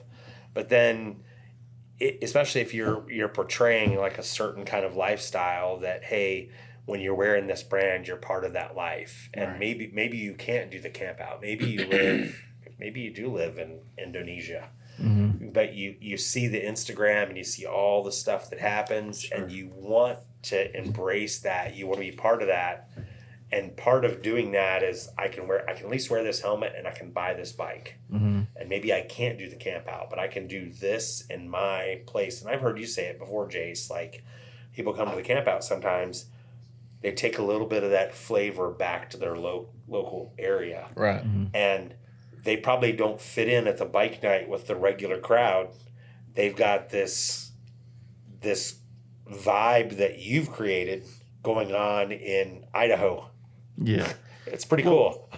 Yeah, absolutely. Yeah, it's like it's not so much that I created. It's just that I was inspired by it, and then it was passed on through me to them, right? Sure. So, and yeah, we see that. I mean, you see campouts. A lot of people that have come to our campout, they've started them, and we've embraced the majority of them. And the same thing with bike nights. Like people hit us up all the time, but how do we do it? What do we do? Like it's like it's real simple if you want it to be simple. Right. But it could be an HPI bike night too if you want to fucking invest money and hire stunt riders and all this other crazy shit. That's a lot of work. You don't get to enjoy that. Right. It's an event. Right. So, like I said, all we've been trying to do is just show people what we've kind of figured out to work for us. It doesn't mean it's the say all be all of how you motorcycle, but if it seems appealing, we've kind of figured out the sauce here. You know what I'm saying? For sure. At least for now. I mean, we'll see how the times change and how things evolve, and we'll see if the next generation of people that come to our bike night are going to embrace the way that we've kind of created the foundation, if they'll keep it going the way it is, or if they might start adding some flavor to it that, we didn't see or, feel or whatever. Right. I mean, that's kind of the whole passing of the torch is like, not all of us can be at bike night as religious as we've been over the last 7 years. You know, I have complete faith in the guys that come to bike night to keep it like what it is. You know, it's not a brand. Right. It's just a destination. You know what I'm saying? Well, that's the testament of setting. No, I think I'm finished, but thank you. I think that's a testament of setting things up that they can continue again without us being involved on a daily basis. Like this thing just kind of, once you get it started, it kind of rolls it around on its own. You know, some people come in and they just, you know, they keep the well-oiled machine oiled and it works well, but there's so many aspects to keeping things what they are. It's not always just keeping it as it is. Sometimes you need this, you need that, whatever the case may be. But the thing is like it's going to be what it's going to be. Like, right. I hope that the bike night will be something that in another 15 years, and I'm long gone from ever being a part of that, that I drive by and it's still just Dallas staple. So there, yeah. You know, Yeah, like that would be a fucking, I would be super proud of that. Yeah. You know what I mean? It'd be like if I built bridges for a living and I'd take my kid over the bridge that I built 40 years ago or some shit. Honestly, though, it ain't no different than what you're doing right now, right? You're transitioning into another role. Yeah. And the reality of it is, though, for a lot of folks for the last almost decade, Scott Holbrooks is their helmet provider's staple. Right. Right. And that to me is that's something to be proud of. That's something to be like, I understand that it's a chapter in your career, but it's a very important one to a whole lot of people. Right. And for that, like, to me, it's, I don't know. All I can do is hats off to you, man. I love you. Very, very proud of you. And I wish you nothing but the best. And hell, I don't know any other better way than to end a doggone podcast. And hey, I was thinking about calling this podcast the end of an era. It is the end of an era, you know, in a beautiful way, in a really, really beautiful way. Right. You know what I mean? Yeah. And also Scott, like, not, you know, I know brands definitely have to take care of the big guys and the influencers and all that stuff, man. But That's right. if I could say anything to you, like, I really appreciate you giving us love throughout the years. Like, you know, It's regular motherfuckers, man. regular dudes riding bikes, doing the thing, man. It doesn't go unappreciated. I promise you. Right. It goes a long ways for small people like us. Well, I appreciate you guys so much, and all the friends I've made, and you know, Fast Life Garage and Jace really embracing Simpson and being so loyal to Simpson and making such a difference in. It's all because of fucking Brad. In our life, Brad, and Fucking Brad, and you know, it again, it goes back to that. I always worry that I'm not as good a friend to people as they are to me. I always worry that, you know. Well, that's a testament to like how you make them like treat you. right? You know what I mean? So, you know, people are a good friend to you because of how you make them feel, whether it's indirectly or directly or indirectly. You know what I'm saying? So, Some people will be your friend because you're giving them shit. yeah. I understand that, but I really do appreciate everything that, you know, podcast number 1, podcast I think number 50, Yeah. and then podcast 300 and some, Yeah. and this one, which, you know, fingers crossed, sometime in 2025, you'll have me back for a different flavor podcast. We'll see. I might be ostracized. I might be completely. Fuck around, find out, Scott. That's right. God That's damn it. right. That's right. I'll be. Who? Who is this? Don't know how to get though. Order is Scott, then Simpson. Hey, bet. Right. Now we're just going back to no helmets, dude. We're going back to the big. Oh, I saw somebody with no helmet the other day. I was like, dog, you miserable as fuck. We about to make some do-rags. Yeah, I'll do that. Do-rags. Scott Holbrooks durags.com. There's padding in it just in case. Right. If you fall, maybe. Bar and tribal only. Right. All right. Well, guys, thank you love, again. big dog. Thanks. Much love. End of the camp out. End of your tenure. Is it a tenure? It wouldn't No, be I was there tenure. 8 years. But Yeah. tenure. Tenure, the phrase, Well, Yeah. not 10 years. You're right. I don't even know if that's the right Tenure. way to use it, but anyway, Yeah, tenure. it Cheers is. to Camp Out. Yeah. Cheers to Yeah. Scott's legacy. Yeah, I'm out. That's right. That's all right. Thanks, guys. Good driving. looking, man. Love you. Thank you. Yeah, love you, Scott.